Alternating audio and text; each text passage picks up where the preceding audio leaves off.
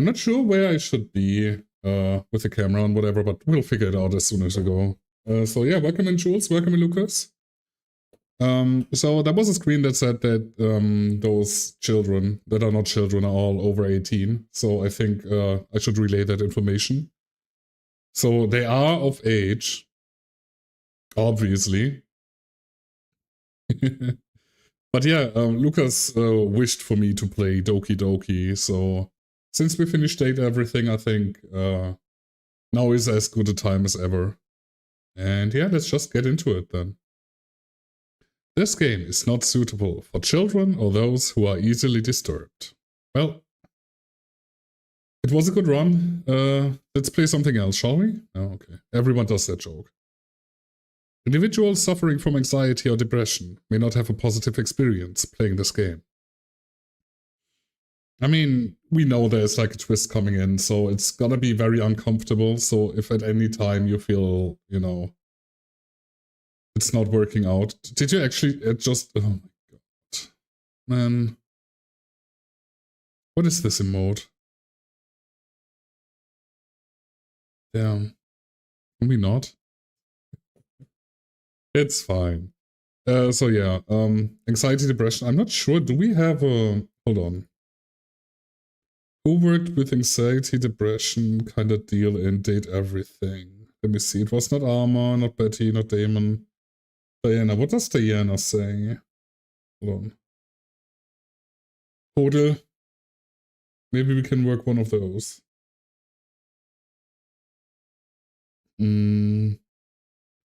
So the issue with that is the screen is way too small, so I cannot see that shit, so I have to check it out here. Give me a sec.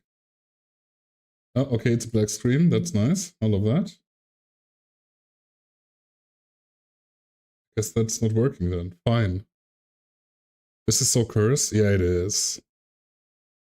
Jules, which of the Date Everything dudes had anxiety depression thing again?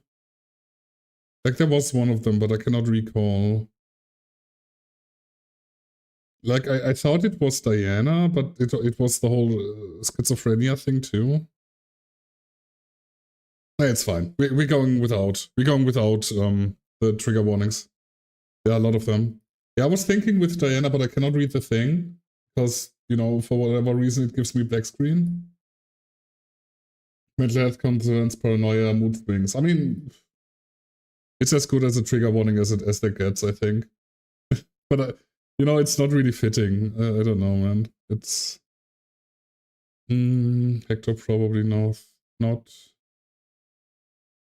You know what? We're gonna be fine without a trigger warning. You all have to take care of yourself. So there we go. You all know what this game is about. It's fine. Oh, don't sweat it. Don't sweat it. It's good. We good without one. It's okay. We know Doki Doki has, you know, the evil thing in it. So yeah, just make sure you all are safe. So when it gets too much, just, you know, do something that helps you. Would you like to review detailed content warnings, which contain spoilers? I mean, for me, personally not, but I think it would be a good idea for stream. Then again, spoilers is kind of meh. Like, I went through the game mostly without spoiler, I just know there's a plot twist. So I'm just gonna go with no, and we're all going through it together, okay? Again, if you do not feel comfortable with this game, don't watch it. There's a lot of other different playthroughs you can watch on my YouTube, so, you know, just go there. Okay. Let's go. By playing Doki Doki Literature Club, you agree that you have noted the game's age rating in your region, and you consent to your exposure of highly disturbing content. Is that a thing they added on Doki Doki Plus, or did they have that in the base game too? Because it's a pretty big giveaway that, you know, there's like a thing coming in. Also, this sounds very loud, doesn't it? That's fine. Everything sounds loud to me, so it's whatever. Alright, you do your grocery shopping. It's okay. We will be here. Okay, thank you. Thank you, Lucas. Okay.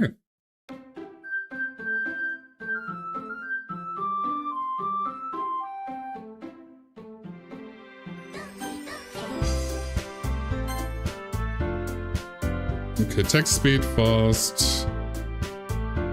The full screen resync is fine. Music, okay. I'm gonna... It's blasting my ears off, so honestly, it's still loud enough for you guys, so... I think that should be fine, right? Also, I'm pretty sure this is Doki Doki Plus, so I'm not sure why it doesn't say that here. Like... Okay, I need to check, like... I'm pretty sure it was Plus on Epic Games, but it doesn't show the Plus here. So did I trip or something? Hold on. Okay, no, it says Plus and I'm running it right now, so it has to be the Plus. Anyhow, Doki Doki Literature Club, if you're not aware, it has like a dark side. And all of those anime girls are over 18. Obviously, so I don't want to hear anything, I guess. The game said so, so I guess it's true. Yeah, other than that, take care of yourself. Did you just say ni hao? No, I did not. I did not say ni hao. I don't know why you're tripping, but, you know. Please enter your name. I am Cryptid. Hello. Nice to meet you. Probably anyhow, yes. Hey! I see an annoying girl running toward me from the distance. Well, every anime ever. Waving her arms in the air like she's totally oblivious to any attention she might draw to herself. That girl is Sayori. Sayori? Yeah. Sayori? Something like that. My neighbor and good friend since we were children. I mean, if this is your good friend and you talk smack like that, like in a prologue of a video game, you know, like, are we really good friends? Yeah, I mean, Lucas and I do the same, so whatever. You know, the kind of friend you'd never see yourself making today. But it just kind of works out because you've known each other for so long. Yeah, I wouldn't know. Look at us. Yeah, for real. We used to walk to school together on days like this, but starting around high school, she would oversleep more and more frequently. And I would get tired of waiting up. But if she's going to chase after me like this, I almost feel better off running away. However, I just sigh and idle in front of the crosswalk and let Sayori catch up to me. Okay, deep breaths. I overslept again. It's literally us. Okay, so you're an anime girl now. Got it. But I caught you this time. Maybe, but only because I decided to stop and wait for you. You say that like you were thinking about ignoring me. That's mean. Well, if people stare at you for acting weird, then I don't want them to think we're a couple or something. Nah, you're sorry, Sayori. Oversleeping, being late, being annoying. I don't oversleep anymore. The fuck? I'm almost never late either. Like, you know? The annoying part, sure, I can see that. Everyone has a bit of Sayori in themselves. I can do words. Fine, fine. But you did wait for me after all. I guess you don't have it in you to be mean even if you want to. Whatever you say. We cross the street together and make our way to school. As we draw near, the streets become increasingly speckled, with other students making their daily commute. By the way, have you decided on a club to join yet? A club? I told you already, I'm not really interested in joining any clubs. I haven't been looking either. That's not true. You told me you would join a club this year. Did I? Well, see, that is me. You know, not realizing I did that. That is totally me. Also, I think we can do a little thing here. So I'm not in the middle of the fucking thing. We're gonna go over here. I don't like that actually. I don't think I like that actually. Hold on. I think that works. That is okay. Alrighty. Okay, bye. Oh, I can hide the UI by right-clicking here. That's really cool. I can take screenshots and shit. That's awesome. I'm sure it's possible that I did. In one of our many conversations where I dismissively go along with whatever she's going on about. Yeah, definitely me. Yeah. Okay, yeah, sure. I'm totally looking, yeah. Totally looking for a job right now. No, just kidding. Sayori likes to worry a little too much about me, when I'm perfectly content just getting by on the average, while spending my free time on games and anime. Minus the anime, but sure. Why would you take screenshots of totally of age anime girls? I'm waiting for the body horror, okay? I need pictures of that for a friend. Oh no. Uh-huh. I was talking about how I'm worried that you won't learn how to socialize or have any skills before college. Well, look at me, like, I'm doomed anyway, so whatever. Your happiness is really important to me, you know? And I know you're happy now, but I'd die at the thought of you becoming a NEET in a few years, because you're not used to the real world. You trust me, right? Don't make me keep worrying about you. Alright, alright. I look at a few clubs if it makes you happy. No promises though. Will you at least promise me you'll try a little? Yeah, I guess I'll promise you that. Yay! Okay, never mind, you're the protagonist, right? Mine is the anime kind of deal, but yeah. I mean, I like anime, but not this kind of anime, so, you know. You know. Why do I let myself get lectured by such a carefree girl? More than that, I'm surprised I even let myself relent to her. I guess seeing her worry so much about me makes me want to ease her mind at least a little bit, even if she does exaggerate everything inside of her head. The school day is as ordinary as ever, and it's over before I know it. After I pack my things, I stare blankly at the wall, looking for an ounce of motivation. Yeah, definitely me. Clubs. Sayori wants me to check out some clubs. I guess I have no choice but to start with the anime club. Hello? Sayori? Sayori must have come into the classroom while I was spacing out. I look around and realize that I'm the only one left in the classroom. I thought I'd catch you coming out of the classroom, but I just saw you sitting here and spacing out, so I came in. Honestly, you're even worse than me sometimes. I'm impressed. You don't need to wait up for me if it's going to make you late to your own club. Well, I thought you might need some encouragement, so I thought, you know... Know what? Well, that you could come by my club. Sayori... Yeah? There's no way I'm going to your club. Meanie. Sayori is vice president of the literature club. Not that I was ever aware that she had any interest in literature. In fact, I'm 99% sure she only did it because she thought it would be fun to help start a new club.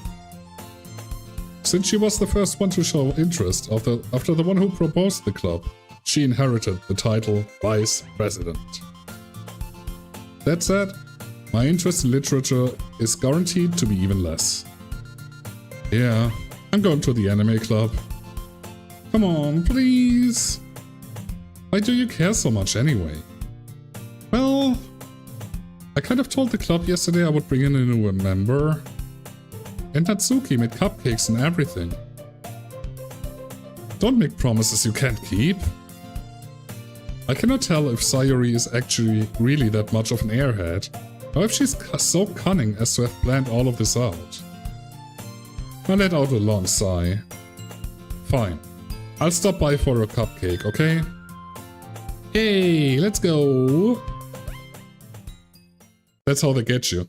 They give you cupcakes and then, you know, the next you know it, you're like bondaged in a room or something. I don't know.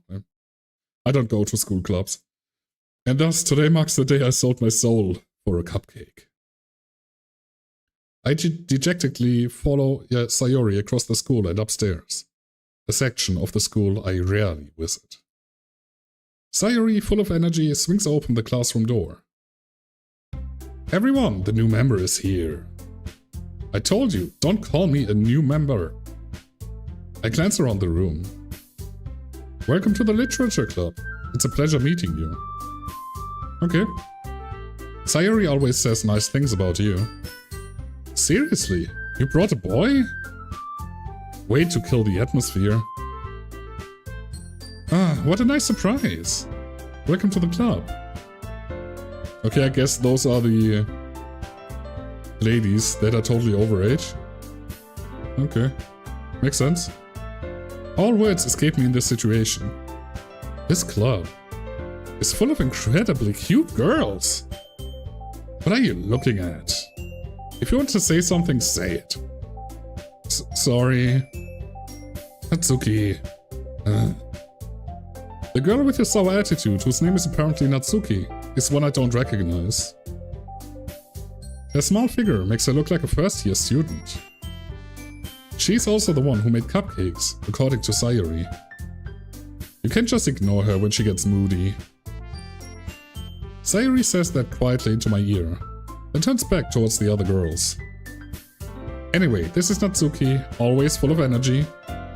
And this is Yuri, the smartest in the club. Don't say things like that. Okay, that sprite is really cute though, with playing with her hair and stuff. You know, that's cute, but you know. Yuri, who appears comparably more mature and timid, seems to have a hard time keeping up with people like Sayori and Natsuki. Well, it's nice to meet both of you. It sounds like you already know Monika, is that right? That's right. It's great to see you again. Monika smiles sweetly. Yep, that's Lucas's. There you go. You know, do your thing, I guess. We don't know each other.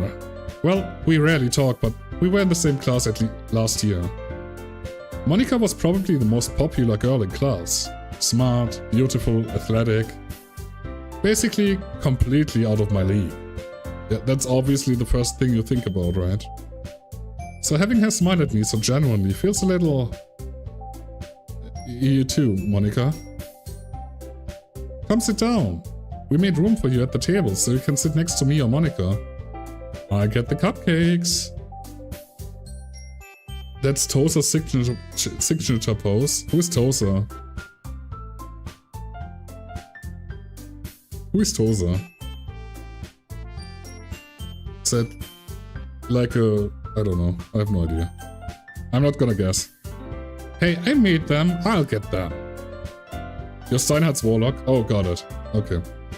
Sorry, I got a little too excited. Then, how about I make some tea as well? The girls have a few desks arranged to form a table. As Sayori mentioned, it's been widened so that there's one more space next to Monika and one space next to Sayori. Natsuki and Yuri walk all over the corner, over to the corner of the room, where Natsuki grabs a wrapped tray and Yuri opens the closet. Still feeling awkward, I take a seat next to Sayori. Natsuki proudly marches back to the table, tray in hand. Okay, are you ready? Ta-da! Whoa! Natsuki lifts the foil off the tray to reveal a dozen white fluffy cupcakes, decorated to look like little cats. They better show us a picture of those cupcakes. The whiskers are drawn with icing, and little pieces of chocolate were used to make ears. That's so cute though. So cute, kawaii. I had no idea you were so good at baking, Natsuki. Well, you know, she probably bought them. Like, what are the odds she bought them? And just, you know, selling it to us as, you know, she did it herself. Like, you know, I feel like the odds might be rather high. Just hurry and take one. Sayori grabs the one first, then Monika. I follow. It's the... Sayori talks with her mouth full and has already managed to get icing on her face. I turned the cupcake around in my fingers, looking for the best angle to take a bite. Is that actually a thing people do? Like, ah, that doesn't, hold on. Ah, that's perfect. You know? Does anyone actually do that? Like, come on. So, I just can't understand, like, it's... I understand if something is too big to actually, you know... But, man, you know? Natsuki is quiet. I cannot help but notice her sneaking glances in my direction. Is she waiting for me to take a bite? I finally bite down. The icing is sweet and full of flavor. I wonder if she made it herself. Thank you, Natsuki.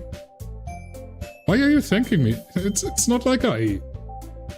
Haven't I heard this somewhere before? Made them for you or anything. I thought you technically did. Sayuri said... Well, maybe. But not for you, you know. You dummy. Alright, alright. I give up on Natsuki's weird logic and dismiss the conversation. Yuri returns to the table, carrying a tea set. She carefully places a teacup in front of each of us, before setting down a teapot next to the cupcake tray.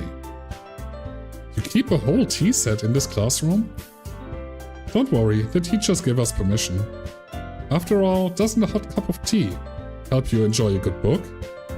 Honestly fair. Like, a tea, a book, you know... A fireplace would be a big bonus, but, you know, I would take a fireplace too. You know? I guess? And a cigar? No. No more smoking for me in my life, thank you. Don't let yourself get intimidated. Yuri's just trying to impress you. That's not... Insulted, Yuri looks away. I meant that, you know. I believe you. Well, tea and reading might not be a pastime for me, but I at least enjoy tea. I'm glad. Yuri faintly smiles to herself in relief. Monika raises an eyebrow, then smiles at me. So, what made you consider the literature club? Well, Lucas. In the first place, like you know. I was afraid of this question. Something tells me I shouldn't tell Monika that I was practically dragged here by Sayuri. Well, I haven't joined any clubs yet, and Sayuri seemed really happy here, so... That's okay, don't be embarrassed. We'll make sure to you feel right at home, okay? Oh yeah, of course, yeah. You know, the book club harem, you know. Like typical anime tropes, I guess. As president of the literature club, it's my duty to make the club fun and exciting for everyone. Monika, I'm surprised. I thought you guys said this was a horror game. Yeah, it's about to turn into one. Like, I'm not sure. This is still the intro, we're learning the characters and then, you know, shit's going down. So, it's gonna be a lot of different stuff. So, pay attention. Lucas put up a pinned comment in the Twitch chat. Make sure to read that and, you know, just be... It already is horror for me. Yeah, it is. Most definitely is. How come you decided to start your own club? You could probably be a board member for any of the major clubs. Weren't you a leader of the debate club last year? Well, you know... To be honest, I cannot stand all of the politics around the major clubs. Same. I hate that. It feels like nothing but arguing about the budget and publicity and how to prepare for events. I'd much rather take something I personally enjoy and make something special out of it. And if it encourages others to get into literature, then I'm fulfilling that dream. I hate that I have to say literature like 500 times in this playthrough. This is gonna be... Every time I say it, I'm like, oh, that sounded wrong, fuck man. Okay, keep going. And then literature, fuck man. You know, rude. That's gonna be the bane of my existence for sure. Oh, you didn't do the thing permanent, Lucas. It's gone. Can you do it again, permanently, please? Watching but will be drawing. Oh yeah, you do your drawing stuff. That's completely... acceptable, I guess. And even if it wouldn't be, you shouldn't care. Okay. Monika really is a great leader. Yuri also nods in agreement. Then I'm surprised there aren't more people in the club yet. You mean you hate to say the word that is literally in the title of the game? Exactly. You're welcome. You know, I'm just playing, yeah? Like, I'm not... It's just a joke. You know me. It must be hard to start a new club. You could put it the other way. Not many people are very interested in putting out all the effort to start something brand new. Especially when it's something that doesn't grab your attention, like literature. You have to work hard to convince people that you're both fun and worthwhile. But it makes school events, like the festival, that much more important. I am confident that we can really grow this club before we graduate. We are all gonna fucking die, probably. Right, everyone? Yeah, we'll do our best. You know it. Everyone enthusiastically agrees. Such different girls, all interested in the same goal. Monika must have worked really hard just to find these three. Maybe that's why they are also delighted by the idea of a new member joining. Though I still don't really know if I can keep up with their level of enthusiasm about literature. So, what kinds of things do you like to read? Well, you know, since it's an anime, it's probably mangas and, you know, all the different genres of mangas and, yeah, I think that's it. No, sorry. Sorry, I had to... Man, I'm terrible. Considering how little I've read these past few years, I don't really have a good way of answering that. Manga. See, I was right. With my joke? I mutter quietly to myself, half joking. Natsuki's head suddenly perks up. It looks like she wants to say something, but she keeps quiet. Not much of reader, I guess. Well, that can change. What am I saying? I spoke without thinking, after seeing Yuri's sad smile. Anyway, what about you, Yuri? Well, let's see. Yuri traces the rim of her teacup with her finger. My favorites are usually novels that build deep and complex fantasy worlds.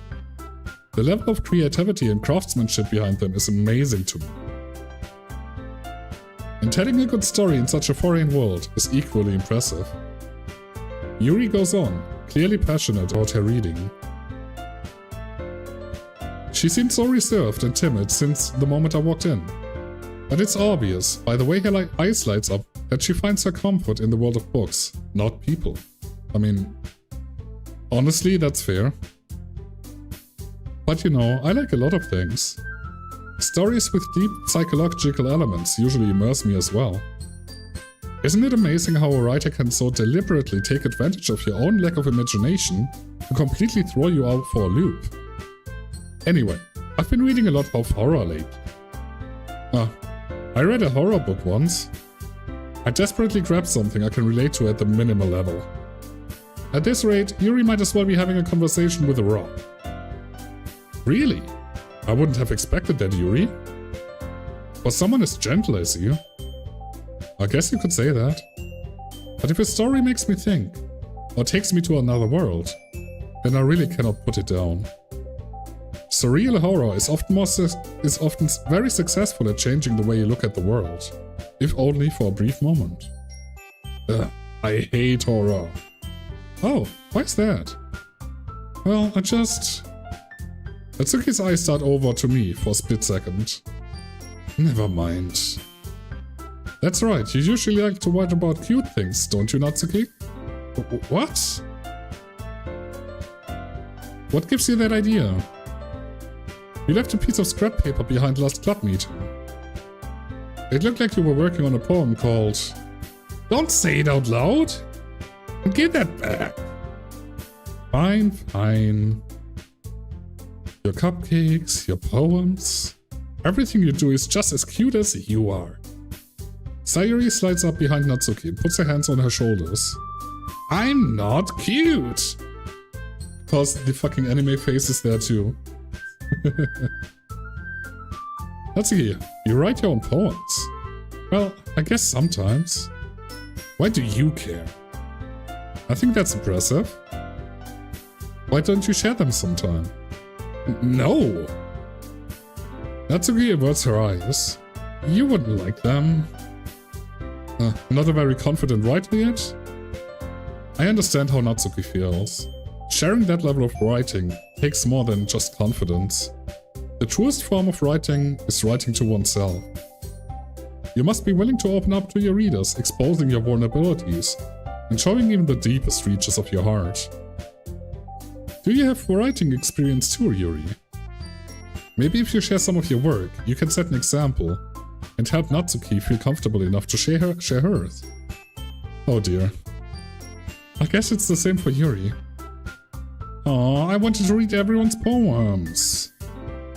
We all sit in silence for a moment. Okay, I have an idea, everyone. Nani?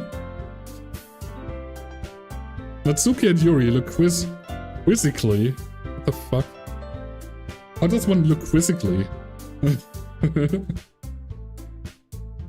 I mean, I understand what they're trying to deliver with the word quizzically, but I never heard of that, so, you know, it's no surprise, so I'm not reading. Let's all go home and write a poem of our own. Oh god. Well, this is where I leave. Then next time we meet, we'll all share them with each other. That way, everyone is even. Yeah, let's do it. Plus, now that we have a new member, I think it would help us get a little more comfortable with each other and strengthen the bond of the club. Ain't that right? Monika smiles warmly at me once again. That is such fucking manipulation, and I hate it. You know? Hold on, there's still one problem. What's that? Now that we're back on the original topic of me joining the club, I bluntly come forth with what's been on my mind the entire time. Welcome back, Jules. I never said I would join this club. Sayuri may have convinced me to stop by, but I never made any decision. I still have other clubs to look at and, I lose my train of thought. Oh, look at them, they're all angry. All four girls stare back at me with dejected eyes. But I'm sorry, I thought... you all... I'm defenseless against these girls. How am I supposed to make a clear-headed decision when it's like this? You went grocery shopping for free today, why?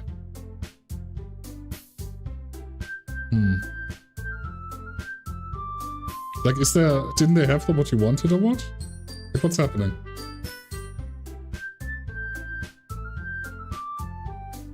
I crashed in my pick. Oh, okay. I thought you went there and didn't get what you wanted. Okay, I mean, yeah, fair. That's why what the points are for, right? Nice. Then enjoy your meatloaf thing. Your meatloaf thing, yes. That is, if writing poems is the price I need to pay in order to spend every day with these beautiful girls. Right. Okay, I've decided then. And fucking anime bullshit. I'll join the literature club. Been scattered today? No, never. Me? No. One by one, the girl's eyes light up. Yay, I'm so happy! Sayuri wraps her arms around me, jumping up and down. Hey, you really did scare me for a moment. If you really just came for the cupcakes, I would be super pissed. Okay, hold on, let me take a quick screenshot here. Hold on. I need to put something proper on the YouTube, so I just want to put the screenshot here, so give me 1 second. I think that's better than just a Doki Doki screen thing, so I think that might be maybe enjoyable. Yeah, how do I change the thing while we're streaming? Is that here? Probably, yeah. Change.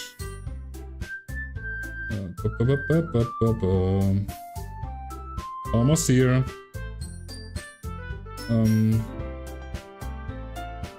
Oh shit, where is it? I'm so confused. Where is the fucking screenshot? I did take a screenshot, didn't I?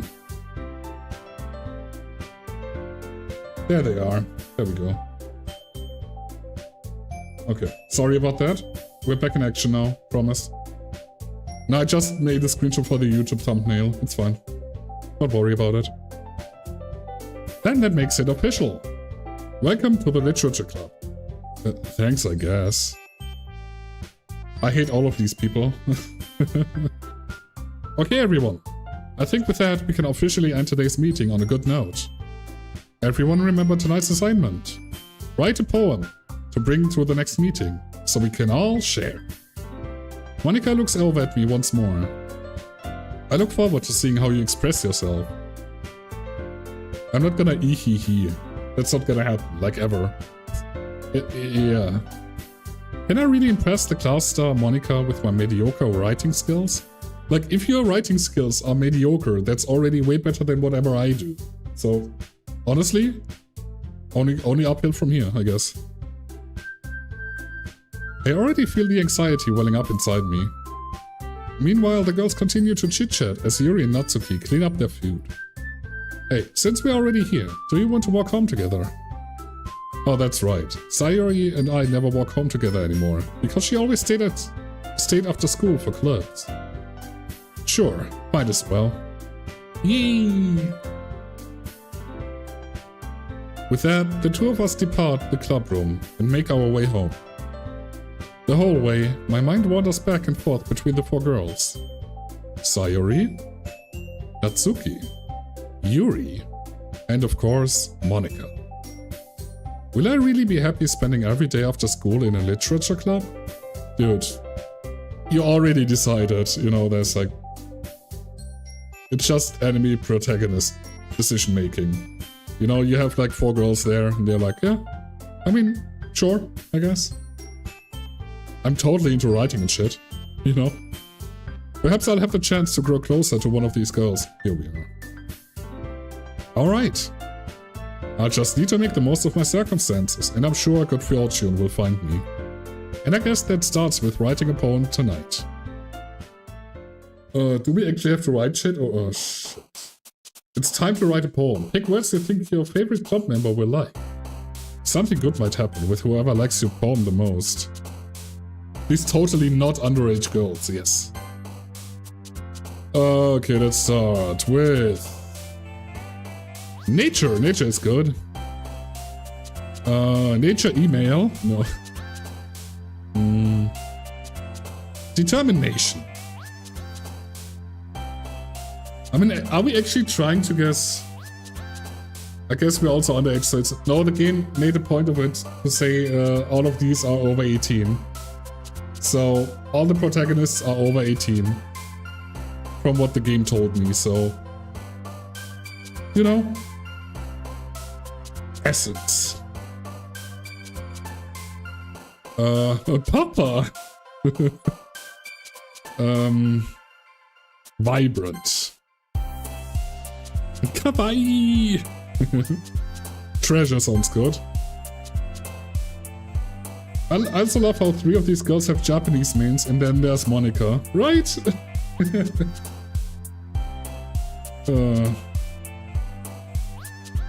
Fantasy.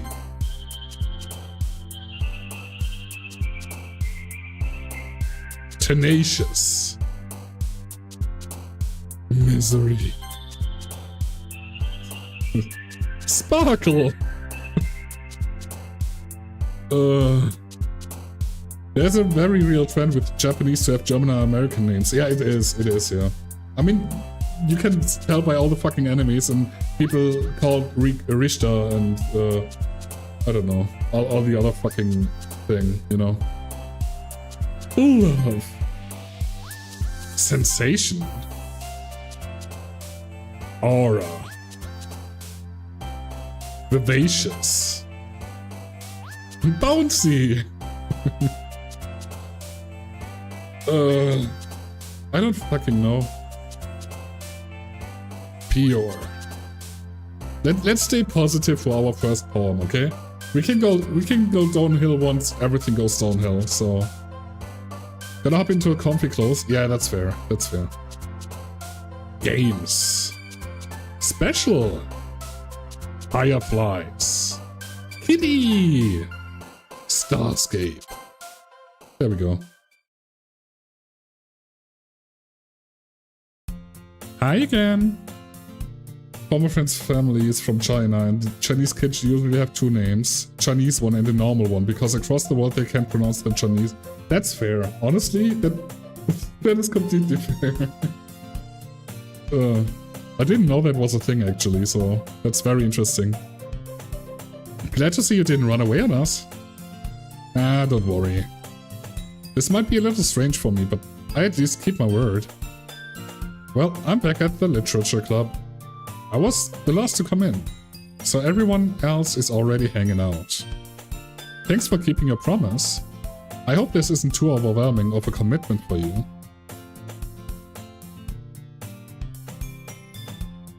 Common name is Alicia, but her Chinese name is something entirely different. Interesting. Huh. I didn't even think about that being a thing, like, you know, that's very interesting. Making you dive headfirst into literature when you're not accustomed to it. Oh, come on, like he deserves any slack. Sayuri told me you didn't even want to join any clubs this year. And last year too. I don't know if you plan to just come here and hang out or what, but if you don't take us seriously, then you won't see the end of it. Natsuki, you certainly have a big mouth for someone who keeps a manga collection in the club room. That sprite is really cool though, I like that sprite. Natsuki finds herself stuck between saying Monica and manga. Manga is literature! Swiftly defeated, Natsuki plops back into her seat. Don't worry guys, he always gives his best as long as he's having fun. He helps me with busy work without me even asking. Like cooking, cleaning my room. Couldn't be me at all. How dependable. Sayuri, that's because your room is so messy, it's distracting. And you almost set your house on fire once. Is that so? You two are really good friends, aren't you? I might be a little jealous. How come? You and Cryptid can become good friends too. Sayuri.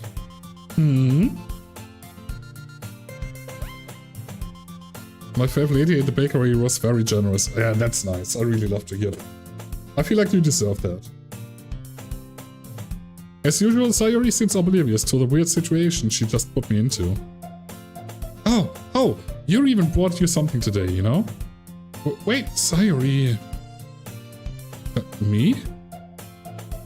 Not really. Don't be shy. It's really nothing. What is it?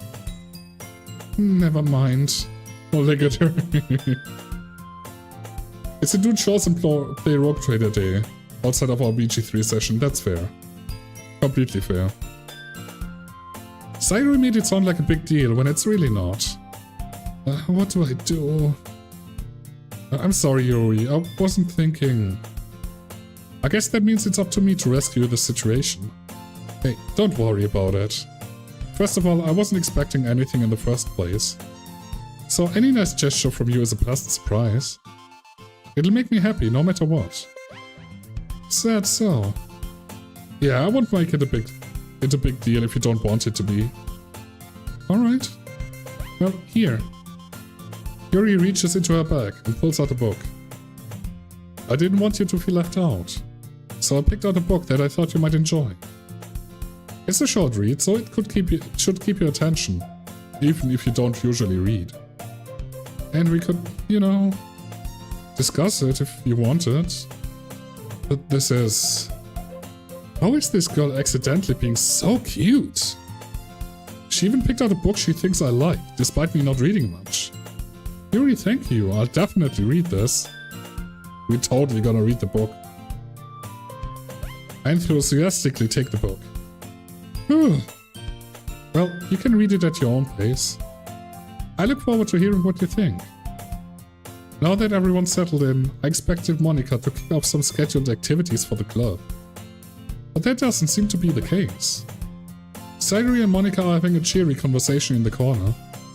Yuri's face is already buried in a book. I cannot help but notice her intense expression, like she was waiting for this chance.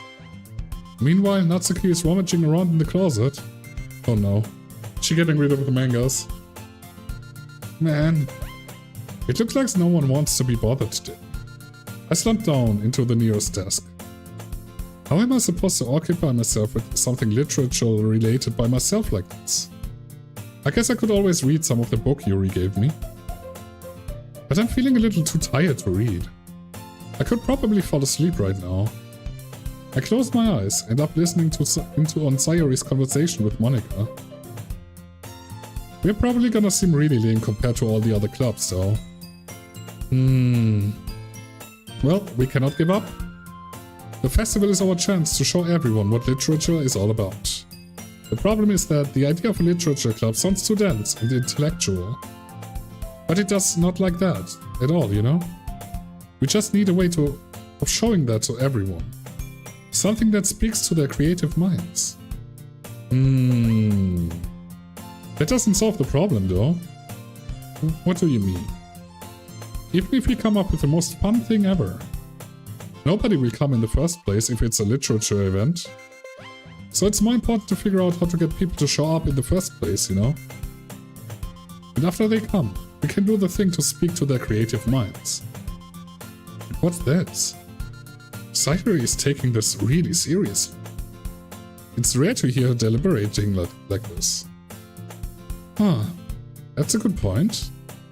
In that case, do you think food will do the trick? What kind? Well, I guess we could... Cupcakes! Good thinking. Natsuki would love to do that. You're right. Natsuki makes the best cupcakes. That works out perfectly. That wasn't why you suggested it? Cupcakes speak to my creative tummy.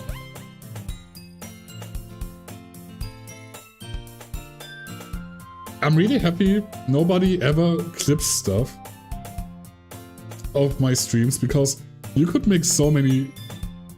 I say so much weird shit during the video games. Like, man, you could at least write a whole book out of fucked up quotes I read out loud on stream, you know? Oh, Jesus Christ. My creative tummy. Jesus. Cupcakes it is then? I'm hungry. Yeah, exactly, Lucas. Anyway, we still need to work out the details on the event itself. I find myself smiling. In the end, Sayuri is still her usual self. But therein lies the unexpected reason I admire her. Unlike me, who has trouble finding any motivation at all, Sayuri can put her mind to things and make them come to life. I suppose that's why I end up letting her on my case about things. I cannot help but wonder what it could be like to see the world through her eyes. Ooh, ah! Fucking Roman Reigns over here.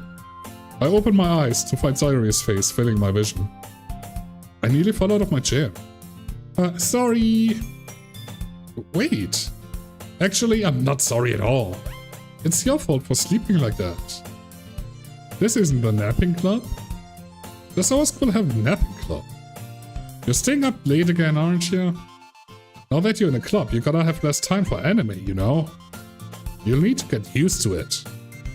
Don't say that so loud. I glance over my shoulder to see if Monica overheard. It's true though.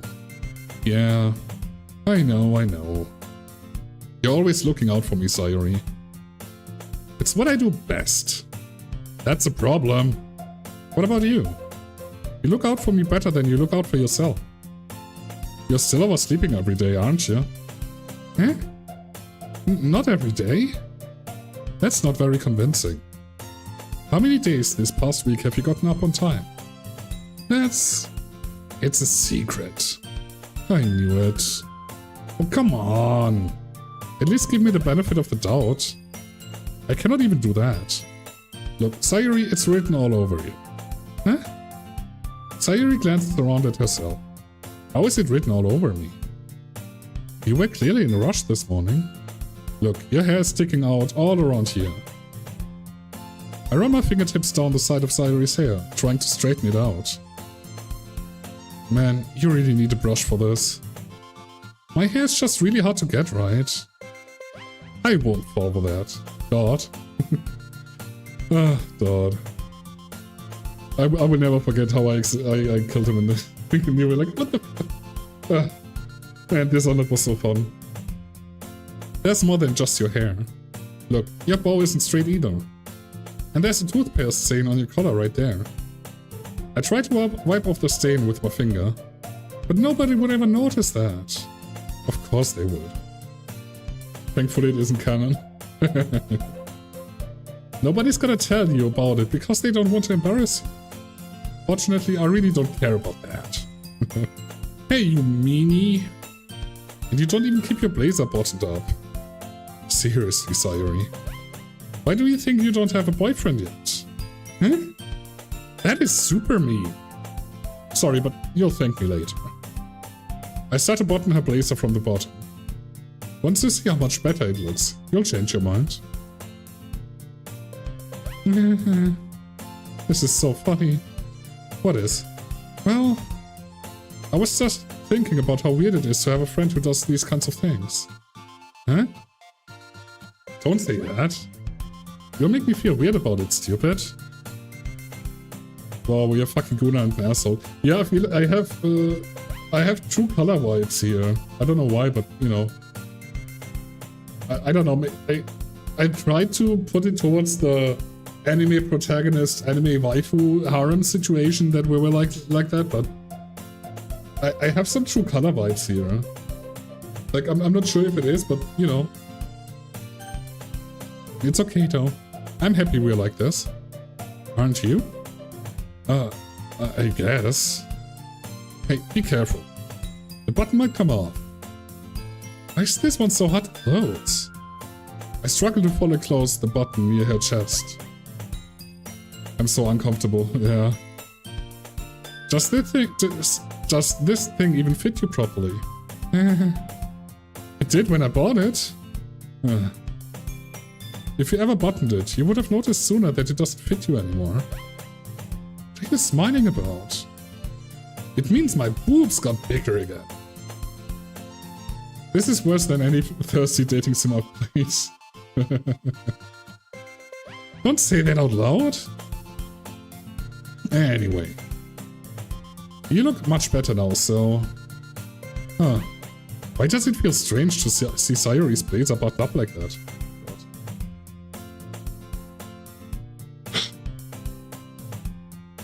Lucas, you did this to us. I'm gonna blame you for all of this. All that's gonna happen on this playthrough is your fault. But it's so stuffy. It's not worth it at all. Sayori hastily unbuttons her blazer once more. Whew. That's so much better. If Tosa is like this, I will lose it. I mean, he already said one of the characters had Tosa's basic pose. You know, Monica has this weird hands on hip pose kind of deal. Sayori puts her arms out and twirls around. So if I keep it unbuttoned, then I won't get a boyfriend, right? What kind of logic is that? Tosa is more like Natsuki. That's fair. And why are you saying like it's a good thing? Because if I had a boyfriend, then he wouldn't even let you do things like this. And you take care of me better than anyone else in the world. Blah. You should get a replacement character ready really quick. So that's why I'm keeping it unbuttoned. Stop saying all these embarrassing things. Huh? I didn't say anything embarrassing. Jeez. Well, anyway, just focus on trying to wake up a little earlier. Only if you focus on going to bed earlier. Fine, fine. If you kill her just because you don't like her, I'll be... It's a deal. Yeah, Jules is not a DM like that, usually. She packages it. Like, she writes a list about things you did to wrong her, and then the character gets it back equally. Like, you know. I let you play a 186 HP 25 AC paladin, remember that. I guess we really are better at taking care of each other than we are taking care of ourselves. Yeah, I guess so, huh? So maybe you should come wake me up in the morning. You're doing it again, Sayuri. Oh, but I was joking that time. Man, it's impossible to tell with you sometimes. Okay, everyone. Huh? Monika suddenly calls out. Why don't we share the poems we wrote now? Okay, we're doing the poems after our break because I feel like that's gonna take a while and this is a good point to, you know, put in the little break. This break might take a wee bit longer.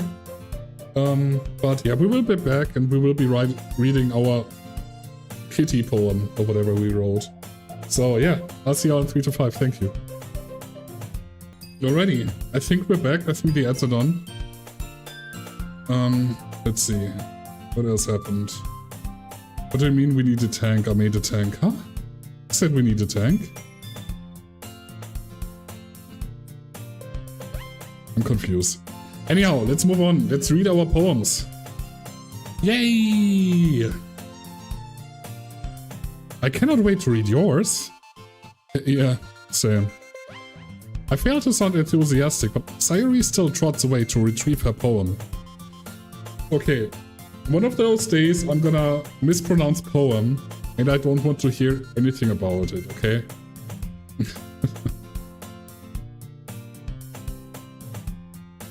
Rajian, what did I do now?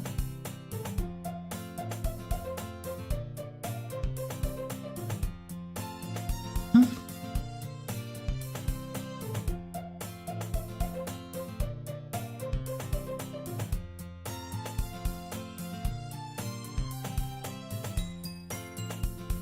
I don't get it. Anyhow, whatever. By the way, did you remember to write a poem last night? Yeah. My relaxation ends. His face I can... Fuck you.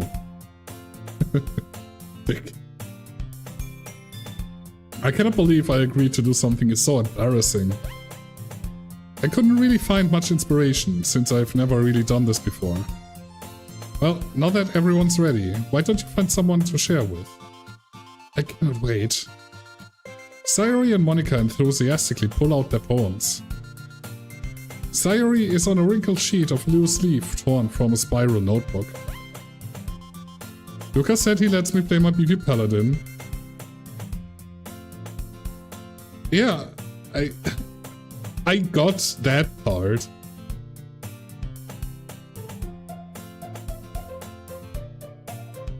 Okay, you know what? I'm gonna move on from that. On the other hand, Monika wrote hers in a composition notebook. I can already see Monika's pristine handwriting from where I sit. Natsuki and Yuri reluctantly comply as well, reaching into their bags. I do the same myself. Who should I show my poem first? Guys, your decision. Go ahead, do your thing. Give me names. The machinery that is working overtime.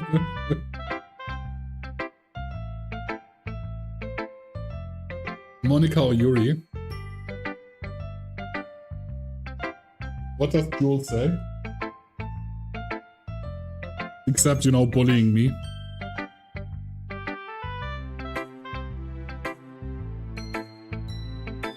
I mean, you all know what I'm gonna do. None of these. Grab your stuff and run before they kill you. Again, I have more the vibe that we are gonna be doing the killing, honestly, but you know, I could be wrong. Like, it just gives me the vibe. Like, sure, there could be also the fucking, you know, only I can have you kind of deal, but you know.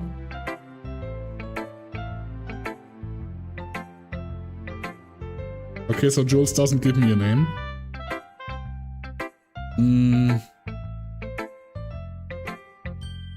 Alrighty. Yuri then, I guess. Okay, never mind. Guess I'm not rolling. Guess I'm not rolling. Hold on, wait, we have Yuri or Monika and we have Yuri.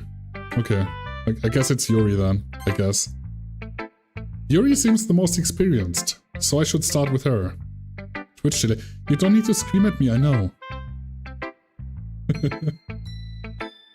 First you say none of these, and then you scream at me that I'm not waiting for your answer. Like, huh? I can only lose here. Then again, I'm the streamer, so of course I'm losing. Duh.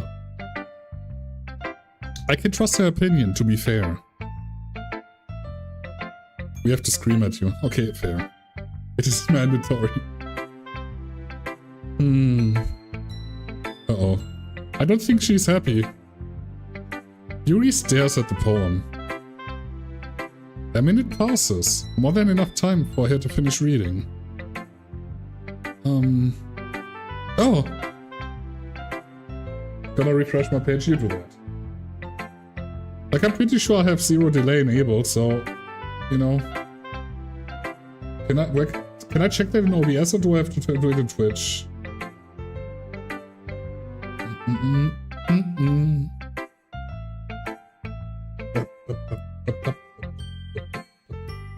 Like, I'm pretty sure I did low latency stuff, so...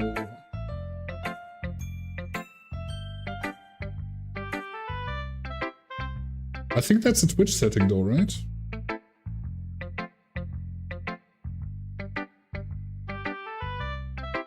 Sometimes the server has a delay. Okay, so it's not me, I guess. Okay. Oh, it's on the viewer's end. Okay. I mean, as long as it's not on my end, that's fine. You know, I'll do what I can. This always happens with smaller streams. They always die for me all the time. Well, time for me to get bigger then. Sorry. I forgot to start speaking. Oh my god. It's fine. Don't force yourself. I'm not. I just need to put my thoughts into words. I know how hard that is, honestly. Like, it's really hard. Like, I cannot. Like, ever. Hold on. Okay. This is your first time writing a poem, right? Yeah. Why do you ask? I'm just making sure. I guess that it might be after reading through it. Uh-oh.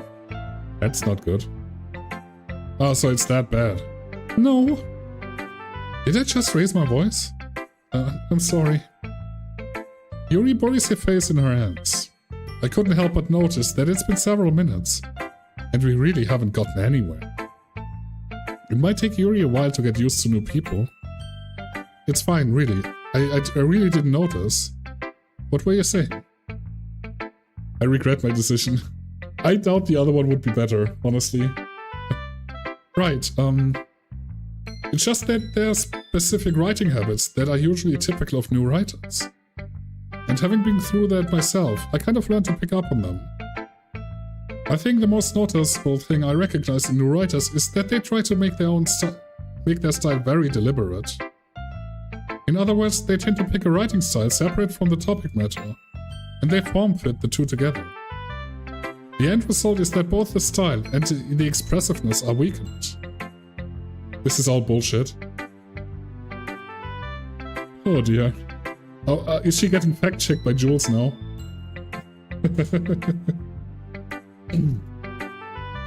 Once Yuri finds her train of thought, it's as if her demeanor totally changes.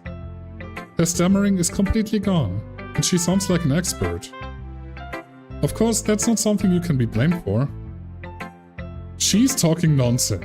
A writer sits in front of their document, stares at the empty page and starts crying before there are any words coming from those hands. Yep, I think that is accurate. I believe Jules here. That sounds about right. There are so many different skills and techniques that go into writing, even a simple poem. Not just finding them and building them, but getting them to work together is probably the most challenging part. It might take you some time, but it all comes with practice, and learning by example and trying new things. This is triggering so much. I also hope that everyone else in the club gives you valuable feedback. Natsuki can be a little biased though. Biased how? Well, never mind. Every writer that I know, even professional, is I just write and pray. honestly, fair. Like, that's definitely a way to go to it, you know? I mean, I'm not a writer, I wouldn't know, but, you know, every time you tell me about writing and stuff, it's every time what you say, not what Yuri says, so I tend to believe you over her. So, you know, I shouldn't be talking about people like that. Sorry. It's fine. I'm not sure if Yuri is apologizing to herself, to me, or Natsuki. I asked Rie once about her writing process of her last book, and her answer was misery and suffering. Artists, right? Do you mind if I read your poem now? Please do. I would love to share my thought process behind it. Yuri smiles dreamily, as if that's a rare opportunity for her. Which itself is kind of funny. After all, isn't this supposed to be a literature club? Okay. I have trouble reading this. Ghost under the light. The tendrils of my hair illuminate beneath the amber glow. Bathing. It must be this one. The last remaining streetlight to have withstood the test of time. The last yet to be replaced by the sickening blue-green hue of the future. I bathe. Calm breathing air of the present but living in the past. The light flickers. I flicker back. I noticed that Yuri's hands are weirdly small compared to the rest of her. Okay. I'll take a look in a sec.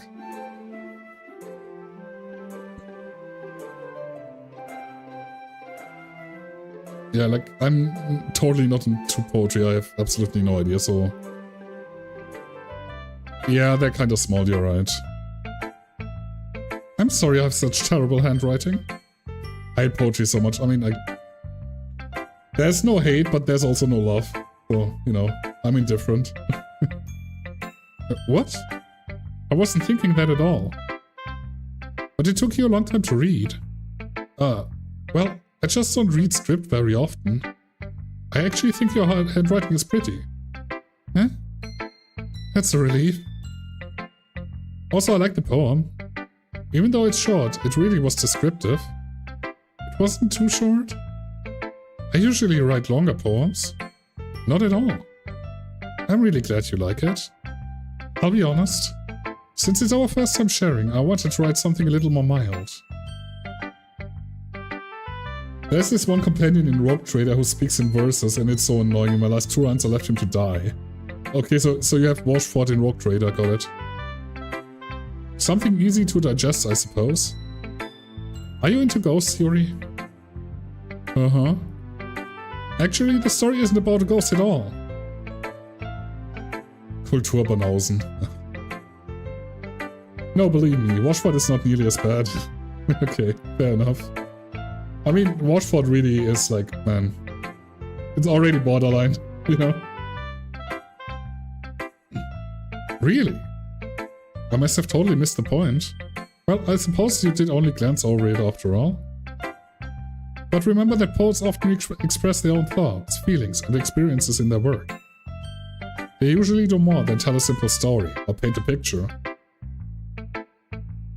In this case, perhaps the subject of the poem is only being symbolically compared to a ghost, lingering in her last remaining place of comfort, unable to let go of the past, and soon to be left with nothing. That's a lot more solemn, putting it that way. I hadn't even thought of that. That's impressive. It's nothing, really. Well, it makes me happy that you think that. I just remember that it won't be long before you pick up on these things too. Yeah, maybe you're right. I guess I'll have to keep trying. I'm counting on you. Okay, who should I post my... Okay, I mean, Lucas said Monica, so let's do that. Hi! Having a good time so far? No, not at all. It's misery. Yeah. Good, glad to hear it. By the way, since you're new and everything, if you ever have any suggestions for the club, like new activities or things we can do better, I'm always listening. Don't be afraid to bring things up, okay? Alright, I'll keep that in mind. Of course I'll be afraid to bring things up. Much better off just going with the flow until I'm more settled in. That's me. Why is the main character me, and why is he gonna be psycho? Am I a psycho in the making? Is that what's happening? Is that what is happening? Am I gonna be the psycho now?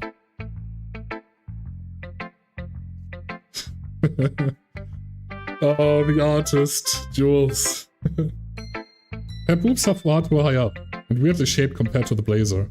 It's fine, it's okay. You can keep doing it, It's fine. It's just the artist, you know. I mean, you're not wrong. I cannot help but notice these things, yeah. I mean, you're not wrong. Definitely. Also, another small hand. Like... yeah. I mean, again, you know... that's gonna be part of the thing now, I guess. Want to share your poem with me? No. It's kind of embarrassing, but I guess I have to. Look, this is Tora's pose, Lucas said. So yeah, you know. Checks out, I guess. This is anime and anatomy, I guess. Basic human bills? Ugh. Who needs that? Don't worry, we're all a little embarrassed today, you know? But it's that sort of barrier that we'll all learn to get past soon. Yeah, that's true. I hand Monica my poem. I like this one. No, you don't. This is supposed to be Tosa's pose. Oh dear lord. Lucas! Lucas! It makes me think of something Sayuri would like. Is that so? You and Sayuri are really good friends, right? I wouldn't be surprised if you had those sorts of things in common. Well, we may be good friends, but Sayuri and I are actually really different. Well, that may be the case. But maybe there are also some similarities that you wouldn't expect. I thought we were friends. Whoa! The way she talks about you. It sounds like the two of you really care about each other's well-being. Even if you show it in different ways, it ends up being more similar than you'd think. So I think that's the kind of vibe I get when reading your poem. You sure you're not reading into it too much? You made an enemy Yuvu girl as a D&D char, you will have to deal with the bullying. Could be. Oh gosh, I sound like Yuri. But in any case, Sayuri's writing has kind of a gentle feel to it. I can tell that she likes exploring with emotions like happiness and sadness. Who knew that someone so happy would enjoy sad things too? This D&D party is gonna be such a mess. Probably. Yeah, that's totally unexpected. Well, to each their own. And you shouldn't be afraid to experiment a little bit either. I'm sure I'll end up trying different things a lot. It could take a while before I feel comfortable doing this. That's okay. I'd love to see you try new things. That's the best way to find the kind of style that suits you. Everyone else might be a little biased toward their own kinds of styles. But I'll always have to find what suits you the most. Okay, so we have an anime girl, a crazy scientist, a torturer, a broody ranger, and a post-puberty alien sorcerer. Yeah. If you put it like that, I'm kinda... oh dear. Oh dear lord. So don't force yourself to write the way everyone else wants you to write. It's not like you have to worry about impressing them on anything. Anyway, do you want to read my poem now? Don't worry, I'm not very good. You sound pretty confident for someone who claims to not be very good. Well, that's because I have to sound confident. The question is who holds the brain cell of the group. Not it. That doesn't mean I always feel that way, you know? I see. Well, let's read it then. The hole in the wall!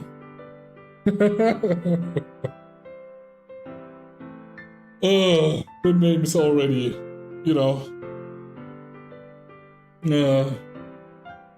I wonder if there's a 7TV emote for that, hold on. Let me check if there's a 7TV emote for the hole in the wall. Hold on. I don't think there is because, you know...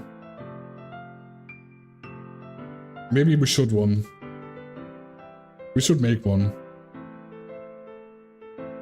Yeah, sadly I don't think. Nope. Okay. That's unfortunate. Send a GIF on your server describing how I feel about the campaign. Okay. Want me to make one? I mean, yeah, sure. If you want to. I'm not sure if you can make animated ones anyway.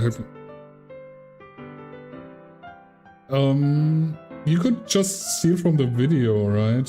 Just do it a GIF and then... Yeah, you can just do the GIF, I guess. That works. Oh, you cannot do GIFs, never mind. Like, I just thought maybe just take the video and whatever and just, you know, really use that as an emote. Anyhow, hole in the wall. Hole in wall. Couldn't have been me. See, the direction the sparkle produces. A nosy neighbor? An angry boyfriend? I will never know, I wasn't home. I peer inside for a clue. No, I cannot see. I reel blind, like a film left out in the sun. But it's too late, my retinas. Already scorched with a permanent copy of the meaningless image. It's just a little hole. It wasn't too bright. It was too deep. Stretching forever into everything. A hole of infinite choices. I realize now that I wasn't looking in, I was looking out. And he, on the other side, was looking in. Don't have the proper means to edit GIFs. That's fair. That's fine. Like, we can do an emote and then I'll see what I can do about the GIF thing. Did I just say GIF? What the fuck? Rude. So what do you think? It's very freeform, if that's what you call it. Sorry, I'm not really the right person to ask for feedback. It's okay. That kind of style has gotten pretty popular nowadays. That is, a lot of poems have been putting emphasis on the timing between words and lines. When performed out loud, it can be really powerful. What was the inspiration behind this one? Well, I'm not sure if I know how to put it. I guess you could say that I had some kind of epiphany recently. It's been influencing my poems a bit. An epiphany? Yeah, something like that. I'm kind of nervous to talk about deep stuff like that, because it's kind of coming on strongly. Maybe after everyone is better friends with each other. Anyway, here's Monica's writing tip of the day. Sometimes when you're writing a poem or a story, your brain gets too fixated on a specific point. If you try so hard to make it perfect, then you'll never make any progress. Just force yourself to get something down on the paper and tidy it up later. That is good advice. That is good writing advice. I think Jules said that before, so yeah. You know? Finally some good advice. Another way to think about this is this. If you keep your pen in the same spot for too long, you'll just get a big dark puddle of ink. So just move your hand and go with the flow. That is my advice for today. Thanks for listening! Alright, let's go Natsuki. Well, it's about what I expected from someone like you. That's a little blunt. Well, excuse me. It's not like I said it was bad. Do you want the butt trumpet with a shield or just the figure? That's a good question. Honestly, as an emote with a shield, I guess. And if we can find the figure thing as a gift, that would be cool. It just didn't evoke any emotions. So basically, it's not cute enough for your tastes. Do you want to get smacked? I'll pass. Well, anyway, I guess I need to show you mine. Not that you'll like it. Eagles can fly. Monkeys can climb. Crickets can leap. Horses can race. Owls can seek. Cheetahs can run. Eagles can fly. People can try. But that's about it. You know, that's my kind of poem, you know? Yeah. I told you that you weren't gonna like it. I like it. What? Just be honest. I am. Why are you so convinced that I wouldn't like it? Well, 'cause everyone in high school thinks that writing has to be all sophisticated and stuff. So people don't even take my writing seriously. But isn't the point of poems for people to express themselves? Your writing style wouldn't make your message any less valid. Yes, exactly. I like when it's easy to read, but it hits you hard. Like in this poem. Seeing everyone around you do great things can be really disheartening. So I decided to write about it. Yeah, I understand. But the other nice thing about simple writing is that it puts more weight on the wordplay. Like I set up for a rhyme at the end, but then made it fall flat on purpose. It helps bring out the feeling in the last line. So you did. I guess more went into that than I realized. That's what it means to be a pro. I'm glad you learned something. Didn't expect that from the youngest one here, did ya? Yeah, I guess not. I decided to humor her with that last comment. I don't really care how old everyone is, but if Natsuki is feeling proud, then I wouldn't take that away from her. Alright, Sayuri, let's do it, I guess. Oh my goodness! This is so good! Huh? I'll put it in the server. Okay,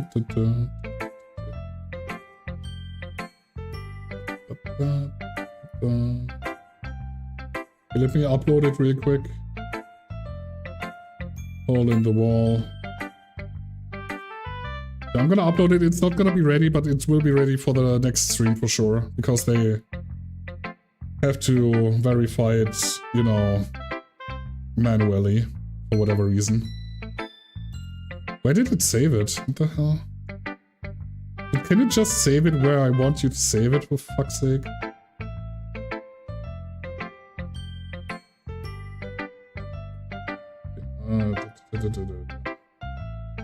I accept the rules and guidelines.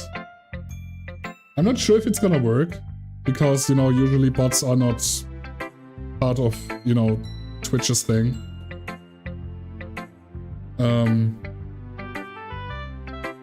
Is there? Well then add it, please. Just add it. Like, I had to look it while I was doing the thing, so... Okay, maybe change the name of it to Whole.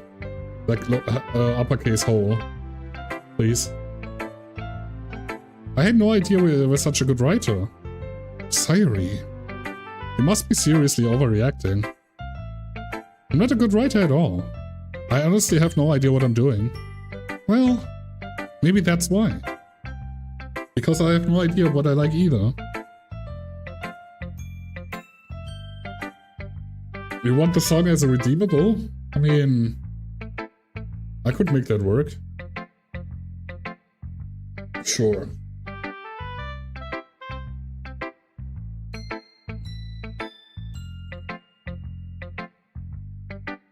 Okay, I wrote it down. X! Stop dicking me, sir. Can you oh, that's lowercase. Didn't I say upper capital H? Sorry. Sorry. Jeez. Yuri's opinion was way more constructive than this.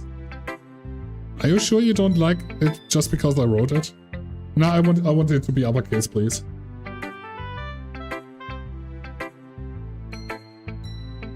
Huh? That's the same reason why I have the names at uppercase, like, so people can still, you know, do the lowercase things without every second word being fucking emotes.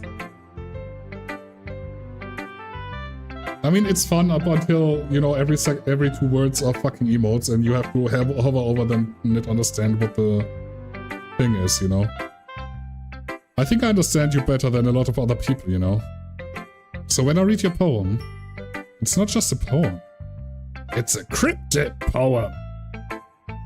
And that makes it feel extra special. I can feel your feelings in it. Sayuri hugs the sheet against her chest. You are so weird. I'm really happy that you wrote one. It just reminds me of how you're really part of the club now.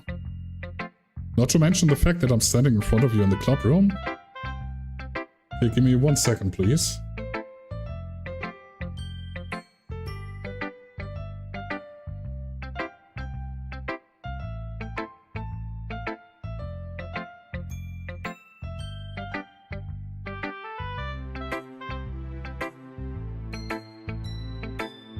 Alrighty, let's go. Well, of course. I'm not really into it yet, but that doesn't mean I'll break my promise. See? It's like I said before. Deep down, you're not selfish at all, you know? Trying new things like this for other people. That's something that only good people do. Thank you, Sayori. I'm not sure if Sayori sees the full picture of my motive here. Then again, I cannot deny that she's part of the reason I joined. Knowing how much this means to her and all. Yeah. And I'm gonna make sure you have lots of fun here, okay? That will be my way of thanking you. Alright, I'm going to hold you to that then. Yay! Now you read my poem too, right? Don't worry, I'm really bad at this. We'll see about that. Oh dear fucking lord. Dear sunshine. The way you glow through my blinds in the morning, it makes me feel like you missed me. Kissing my forehead. Forehead to help me out of bed. Making me rub the sleepy from my eyes. Are you asking me to come out and play? Are you trusting me to wish away a rainy day? I look above. The sky is blue. It's a secret, but I trust you too. If it wasn't for you, I could sleep forever. But I'm not mad. I want breakfast. Sayori, this is just a guess, but did you wait until this morning to write this? No? Just a little bit? You can answer just a little bit to a yes or no question. I should start doing that. That seems really funny. I forgot to do it last night. Well, at least that makes me feel a little better about myself. Don't be mean. I still tried my best. Ah, yeah. I didn't mean to say it like it was a bad poem. It came out nice, or how should I put it? It sounds just like you. Really? Yeah. Especially that last line. I made eggs and toast. Even though you were late to school? It's bad to skip breakfast. I get all cranky. Well, I guess there's no point in arguing. Anyway, thank you for showing me. This was so much fun. Monika's the best. Ah, yeah. But next time, I won't forget. Tidy up the kitchen, do dishes. Yeah, you do that. I'm gonna try to not be too weepish for you. You know. But what about the... Oh, I cannot... Oh, it's not working on my OBS again. Oh, fuck me. That is so rude. Why is it not working here? Man. I want to use my emotes too. That's so rude. Yeah, whatever. And I'm gonna write the best poem ever. Well, I guess I look forward to it. Whew. I guess that's everyone. I glance around the room. It was a little more stressful than I anticipated. It's as if everyone is judging me for my mediocre writing abilities. Even if they're just being nice, there's no way my poems can stand up to theirs. This is a literature club after all. I sigh. I guess that's what I ended up getting myself into. Across the room, Sayori and Monika are happily chatting. My eyes land on Yuri and Natsuki. They gingerly exchange sheets of paper, sharing their respective poems. As they read in tandem, I watch each of their expressions change. Natsuki's eyebrows furrow in frustration. Meanwhile, Yuri smiles sadly. What's with this language? Huh? Did you say something? Oh, it's nothing. Natsuki dismissively returns the poem to the desk with one hand. I guess you could say it's fancy. Thanks. Yours is Cute? Oh dear. Cute? Did you completely miss the symbolism or something? It's clearly about the feeling of giving up. How can that be cute? I know that. I just meant the language, I guess. I was trying to say something nice. Huh? You mean you have to try that hard to come up with something to say nice? Nice to say? Thanks, but it really didn't come out nice at all. Well, I do have a couple suggestions. If I was looking for suggestions, I would have asked someone who actually liked it. Which people did, by the way. Sayuri liked it. Cryptid did too. So based on that, I'll gladly give you some suggestions of my own. First of all, excuse me. I appreciate the offer, but I've spent a long time establishing my writing style. I don't expect it to change anytime soon, unless, of course, I come across something particularly inspiring. Fucking hell, my breath just fucking went away. Jeez. Which I haven't yet. Encrypted liked my poem too, you know. He even told me he was impressed by it. Oh my god. This is how this turns into a fucking massacre. Like 100% of the time. Natsuki suddenly stands up.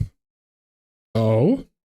I didn't realize he was invested in trying to impress our new member. This is all your fault, man! Yeah, it usually is. Like, honestly.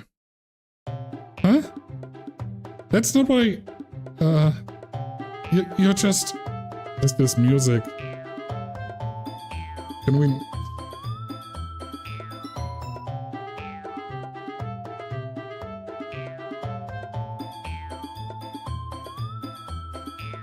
We're in the fucking circus now? Jesus. Yuri stands up as well. Maybe you're just jealous that Cryptid appreciates my advice more than he appreciates yours. It is the fucking circus! Oh.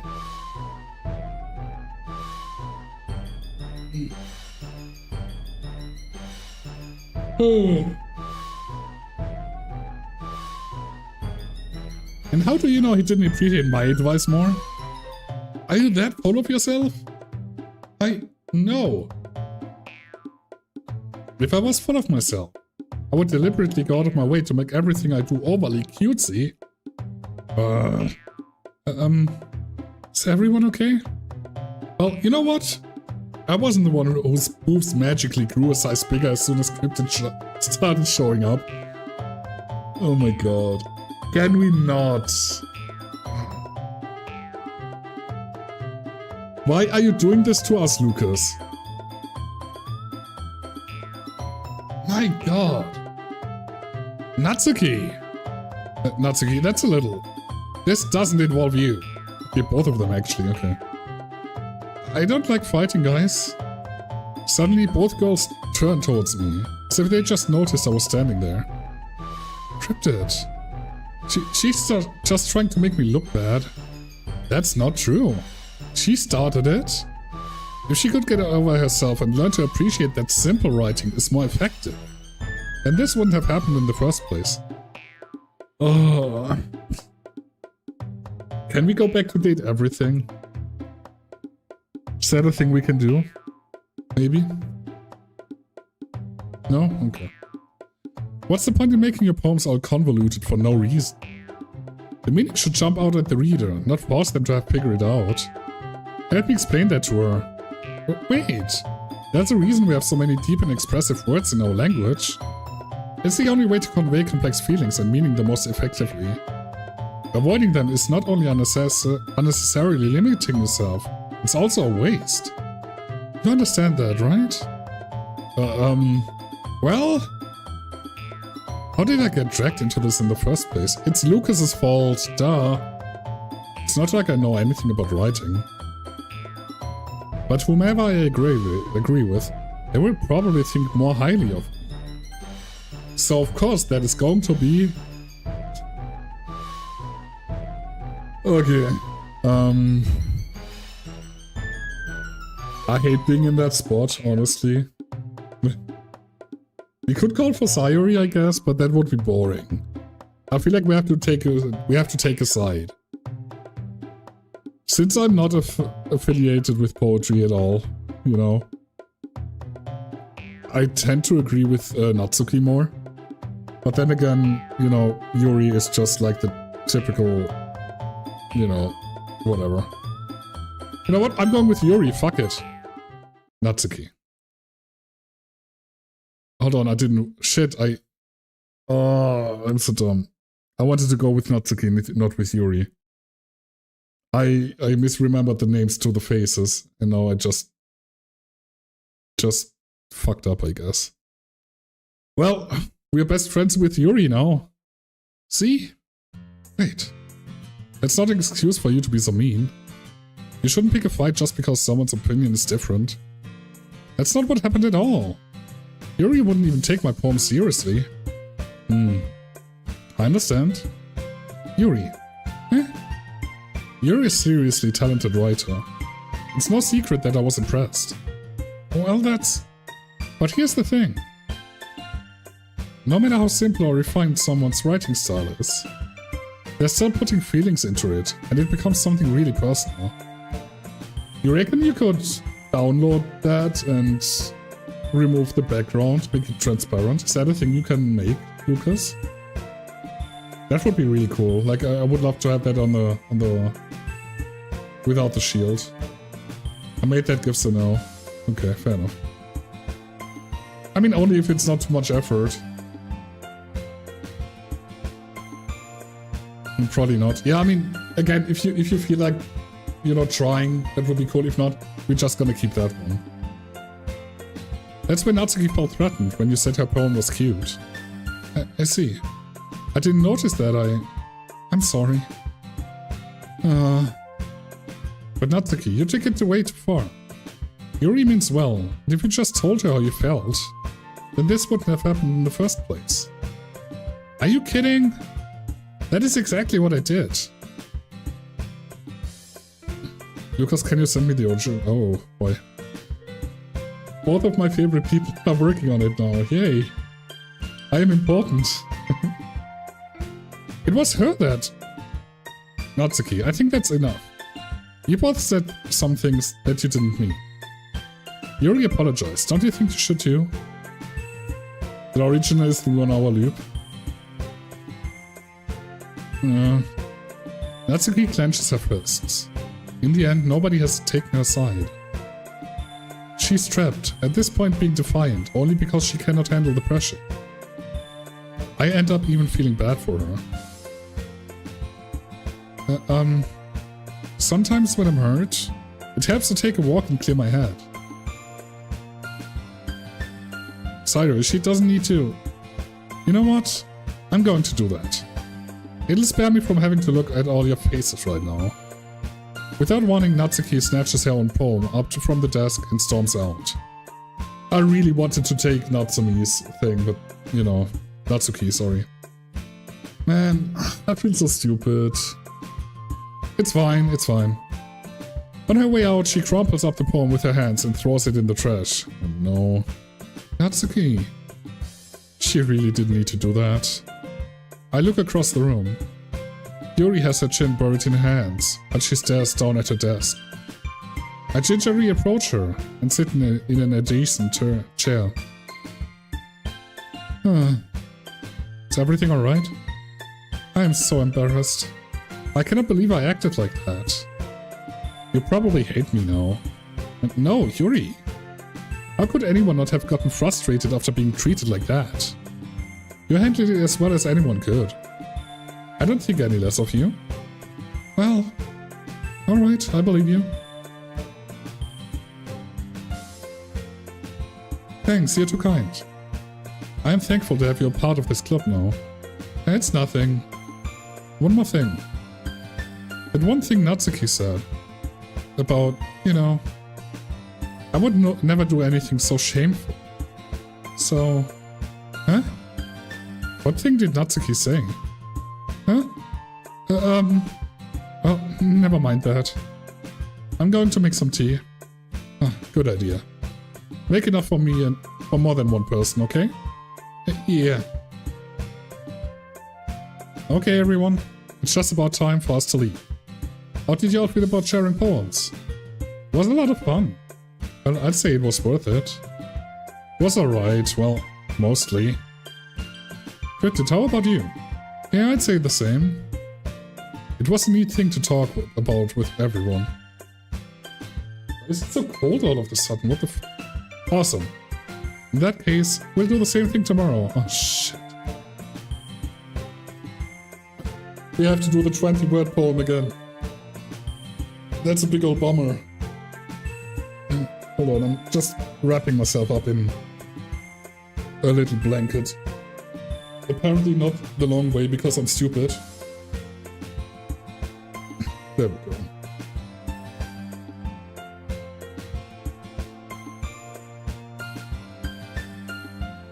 Alrighty.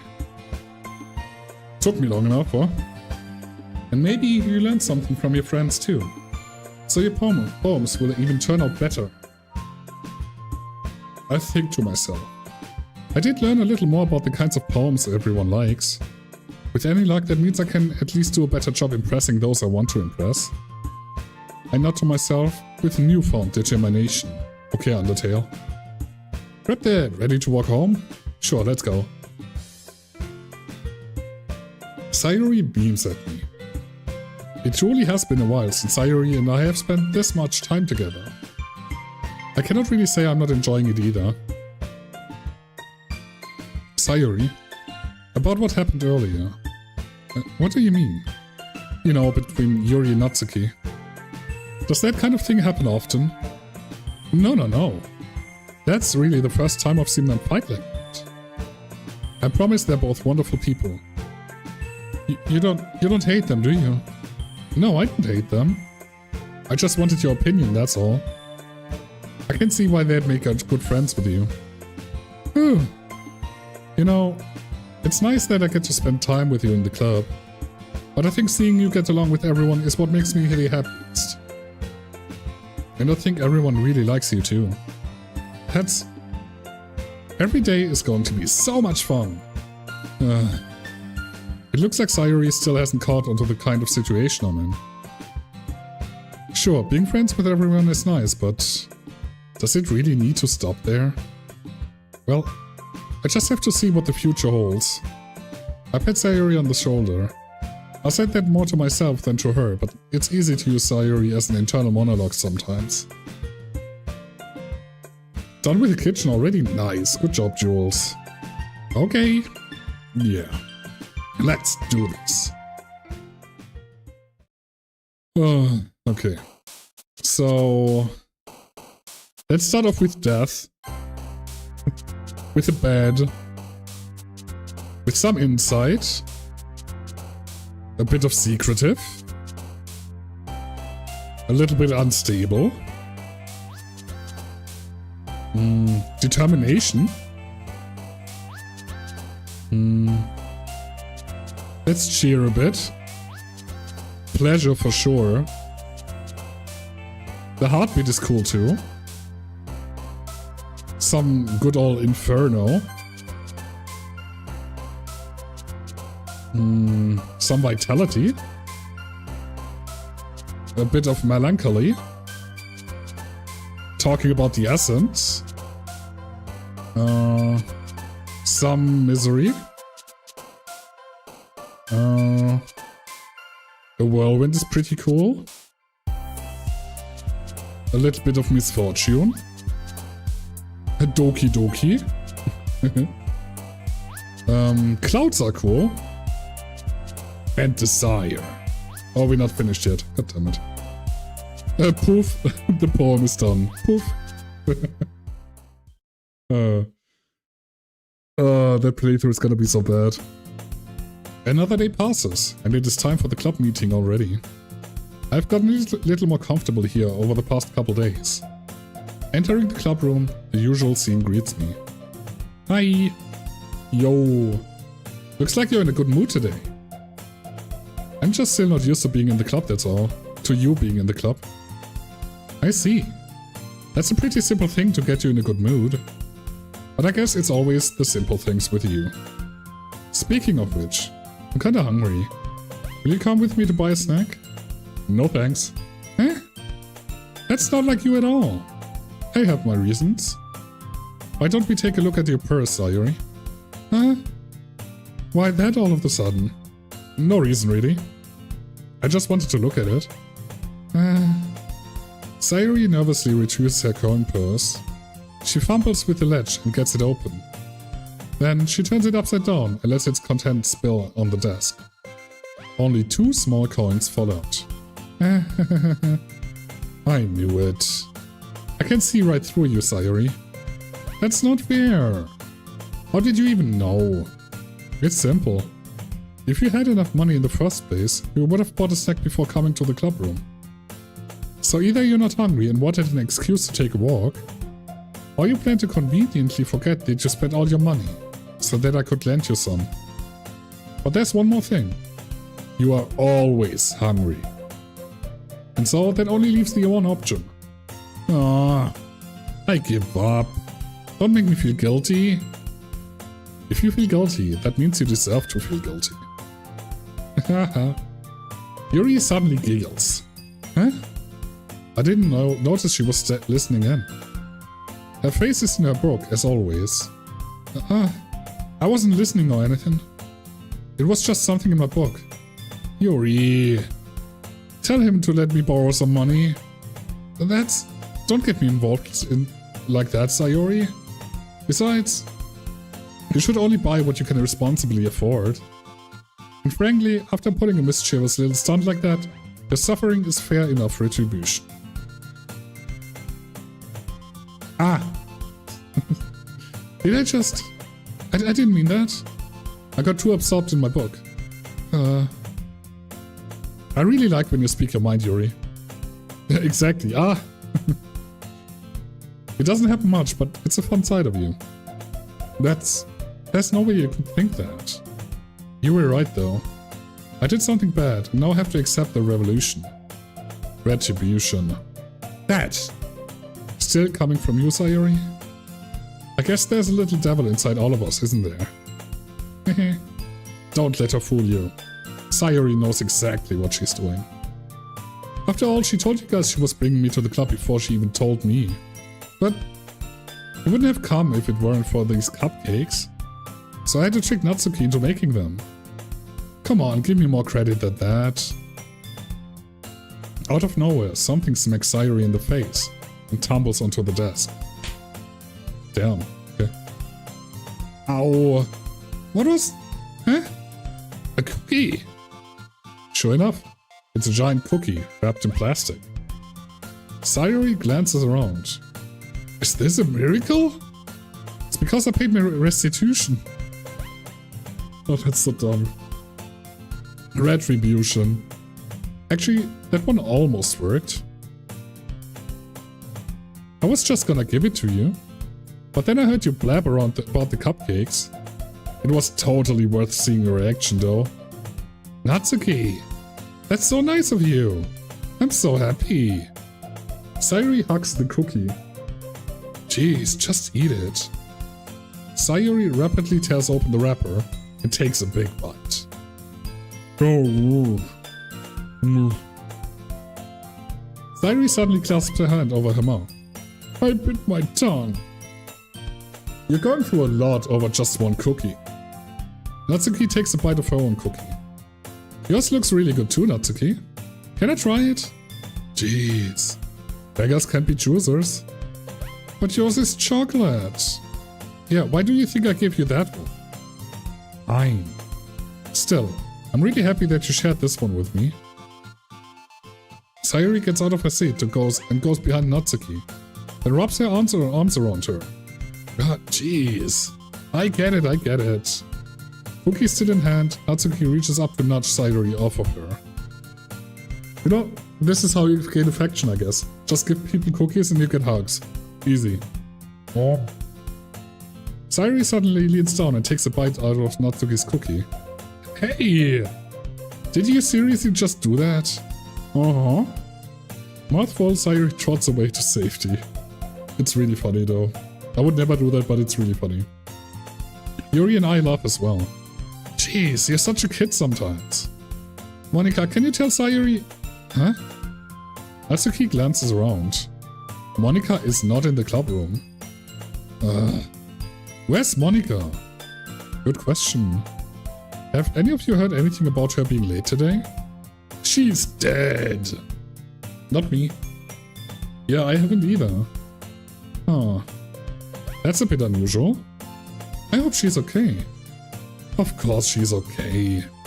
She probably just had something to do today. She's pretty popular after all. Huh? You don't think she has a... I wouldn't be surprised. She's probably more desirable than all of us combined. That's true.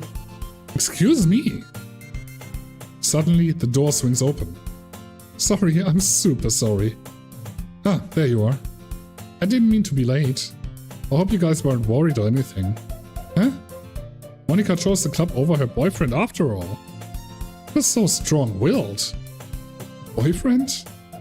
What on earth are you talking about? Monika quizzically glances at me. Never mind that. What held you up? Well, my last period today was a study hall. To be honest, I kind of just lost track of time. That makes no sense though. You would have heard the bell ring at least. I must not have heard it since I was practicing piano. Piano? I wasn't aware you played music as well, Monika. I don't really. Kind of just started recently. I've always wanted to learn piano. That's so cool. You should play something for us, Monika. Monika looks at me. Maybe once I get a little better I will. Yay! That sounds cool. I'd also look forward to it. Is that so? In that case, I won't let you down. Monika smiles sweetly. I didn't mean any pressure or anything like that. Don't worry. I've been practicing a whole lot recently. And I'd really love the chance to share once I'm ready. I see. In that case, best of luck. Thanks. So, I didn't miss anything, did I? No, not really. I choose to leave out Sayori's mischievous escapade. I'm sure Natsuki will end up complaining to her anyway. It looks like everyone has already settled down. Sayori somehow already finished her entire cookie. Yuri is back to her book, and Natsuki disappeared into the closet. I'm really curious to talk to Yuri a little bit more. But at the same time, I would feel bad for distracting her from reading. I catch a glimpse of the cover of the book. It looks like the same book that she lent to me. More than that, she seems to be on the very first 3 pages. Okay. I think we're gonna continue this after our break. I feel like this is a good point to stop, to, deepen our relationship with Yuri. Which I totally didn't accidentally do. Because I kind of wanted to go with Natsuki instead, but you know how it is. Anyhow. Oh no, not the emote. Alrighty. I'll see you all in 3 to 5 minutes. Thank you very much for hanging, I appreciate it. And yeah, I'll see you after the break. I'm really, really sorry, I apologize. Usually I run the ads manually and I just forgot this time, so... She sneaks another glance at me, and our eyes meet for a split second. But that one only makes her hide her face deeper in the book. Sorry. I was just spacing out. I mutter this, sensing I made her uncomfortable. Oh, it's fine. No, they're done. It says they're done, so I think it's done. If I was focused, then I probably wouldn't have noticed in the first place.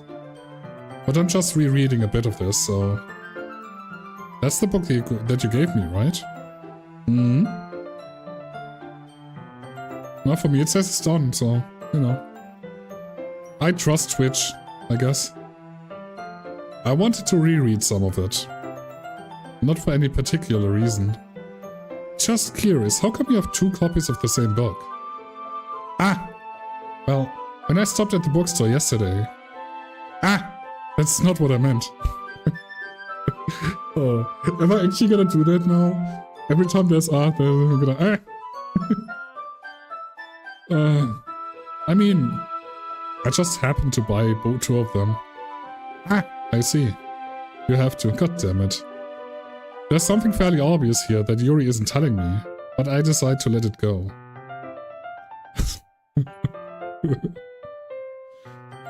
I'll definitely start reading it soon. I'm glad to hear. Once it starts to pick up, you might have a hard time putting it down. It's a very engaging and relatable story. Relatable? The stream team? Damn. They're everywhere. Is that so? This emote makes me illegally happy. What's it about anyway? Well... Yuri closes the book and scans her eyes over the back. The book is titled Portrait of Markov. There's an ominous-looking eye symbol on the front cover. Uh-oh. Alright. I just wanted to make sure I don't accidentally give anything away. Basically, it's about this girl in high school who moves in here with her long-lost younger sister. No, I don't think so, Lucas. I don't think so. It's not Zoran. But as soon as he does so, her life gets really strange. She gets targeted by these people who escaped from a human experiment prison. And while her life is in danger, she needs to desperately choose who to trust. No matter what she does, she ends up destroying most of her relationships, and her life starts to fall apart. Aphrodite just lectured me, Mel, because she slept with Doom. What are you thinking? I mean, bad boys, you know. What can you do? Everyone has this phase. That's kind of dark, isn't it? Yuri made it sound like it was going to be a nice story, so that dark turn came from nowhere. Yuri gently giggles all of a sudden. He's not all super sweet. Okay, never mind then. Are you not a fan of that sort of thing? Nah, it's not that. I mean, I can definitely enjoy those kinds of stories, don't worry.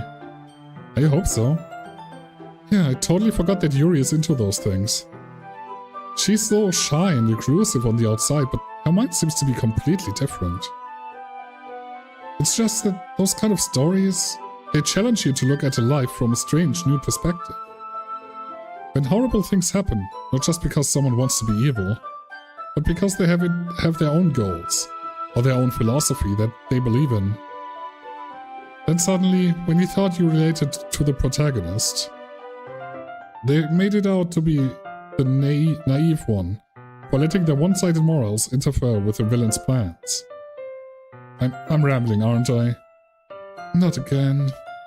I'm sorry. Hey, don't apologize. I haven't lost interest or anything. Well, I guess it's alright then. But I feel like I should let you know that I have this problem.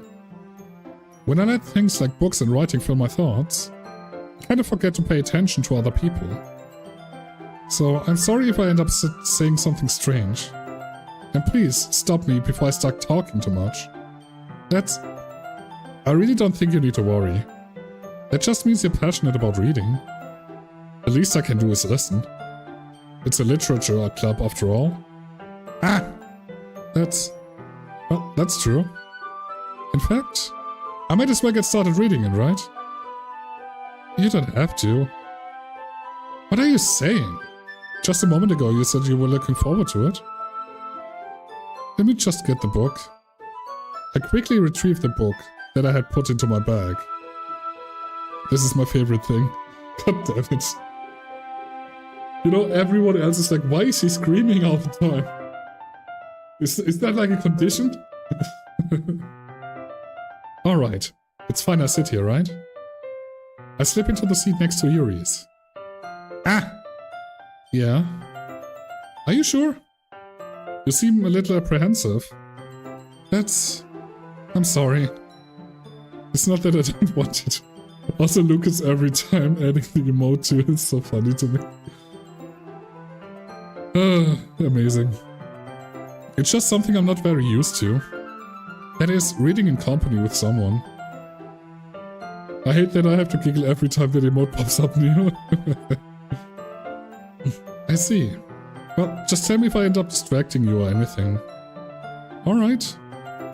I open the book and start the prologue. I soon understand what Yuri means about reading in company. It's as if I can feel her presence over my shoulder as I read. It's not a particularly bad thing. Maybe a little distracting, but the feeling is somewhat comforting. Yuri is in the corner of my eye. I realize that she's not actually looking at her own book. I glance over. It looks like she's reading from my book instead. Sorry. I was just... Yuri, you really do apologize a lot, don't you? I do? I don't really mean to. Sorry. I mean... Okay, very funny. Yeah, this should work, right? I slide my desk up until it's against Yuri's, then hold my book more between the two of them. Ah! I suppose so. Yuri timidly closes her own copy. I just saw in the corner of my eye that it popped up again. Man, this is awful. Worst inclusion to the stream ever.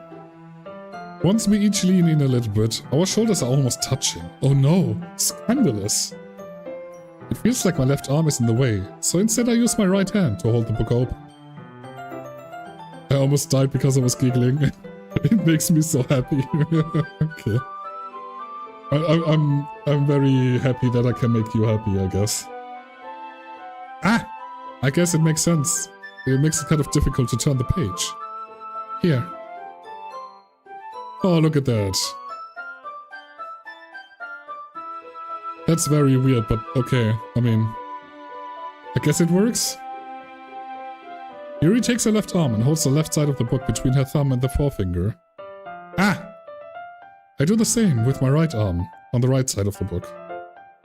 That way I turn a page, and Yuri slides it under her thumb, after it flips to her side.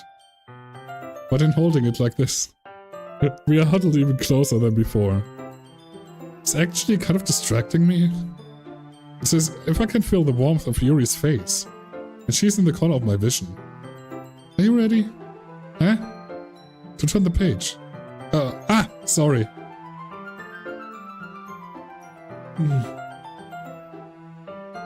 You know, I haven't noticed how often R is in there as a thing, so I guess that works for us. I think I got a bit distracted for a second. I glance over at Yuri's face again, and our eyes meet. I don't know how I'll be able to keep up with her. Ah! That's okay. You're not as used to reading, right? I don't mind being patient if it takes you a bit longer. It's probably the least I can do. Now the Morris dialogue finally triggered, I'm a victim to the RNG again. Ugh. Love RNG in the games. Very fun. Since you've been so patient with me. Yeah. Thanks. We continue reading. Yuri no longer asks me if I'm ready to turn the page. Instead, I just assume that she finished the page before me. So I turn it by my own volition. We continue the first chapter in silence. Even so, turning each page almost feels like an intimate exchange. It's just a fucking book, dude.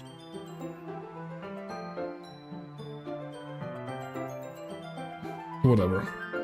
My thumb gently letting go of the page, letting it flutter over to her side as she catches it under her own thumb. Hey, Yuri. This might be a silly thought, but the main character kind of reminds me of you a little bit. You think so? How does she? Well, I guess she's more blunt in a lot of ways. But she also second guesses all of the things that she says and does. Like she's afraid she'll do something wrong. It's not like I can see you into your head or anything, but they're kind of reminiscent of the same of your mannerisms. I see. Yuri remains silent for a moment. But Cryptid, that's probably a terrible thing to have in common with her. That's so embarrassing that you think that. Wait, I didn't mean it in a bad way or anything. Sorry, I really don't know where you were self-conscious about that sort of thing. I guess I more meant that it's kind of cute. Ah.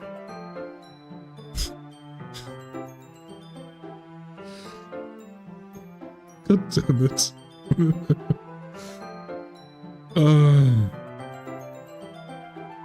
What are you saying all of a sudden? Hey. Okay, everyone. I forgot the caps. It's always the caps. I think it's about time we share today's poems with each other. That's probably even funnier. the lowercase R, like not being the emote, like, I love it. We might not have enough time if we wait too long. Ah! Yuri exhales, spared from finishing her thought. Is that alright, Yuri? You kind of look down. I'm sorry if you haven't been looking forward to this. Ah, it's not. It's fine. Yuri releases her hand from the book, causing it to close on top of my thumb. Alright. I guess I'll do some more reading tonight. Also, I seem to be... that always seems to happen when Jules is doing something. So she wrote up a thing, and then the emote right after she sent the last message. It's so funny. Oh man, this might be the funniest thing happening on stream like forever. I don't know if that's good or sad, but yeah, it's really good. I guess I'll do some more reading tonight. Or would you prefer I only read it with you? I guess I don't have too much of a preference either way. In that case, I'll read a little more tonight. It'll be more fun to read with you, after it picks up a bit, you know? That's good reasoning. In that case, feel free to finish the first 2 chapters in your own time. Alright. I stand up. I make a mental note of where I left off in the book, then slip it back into my bag. My bag, even. Who should I show my poem first? Okay, we're going with Natsuki first. I just decided that. I can make decisions. Well, it's not really any worse than your last one. But I can't really say it's any better either. Phew, what? Well, anything that isn't a train wreck, I'll take as a win. Decisions? And I get the feeling you're probably the most critical. Hey, what makes you... Wait, maybe that was a compliment? Glad to see someone recognizes my experience. Well then, keep practicing and maybe you'll be as good as me someday.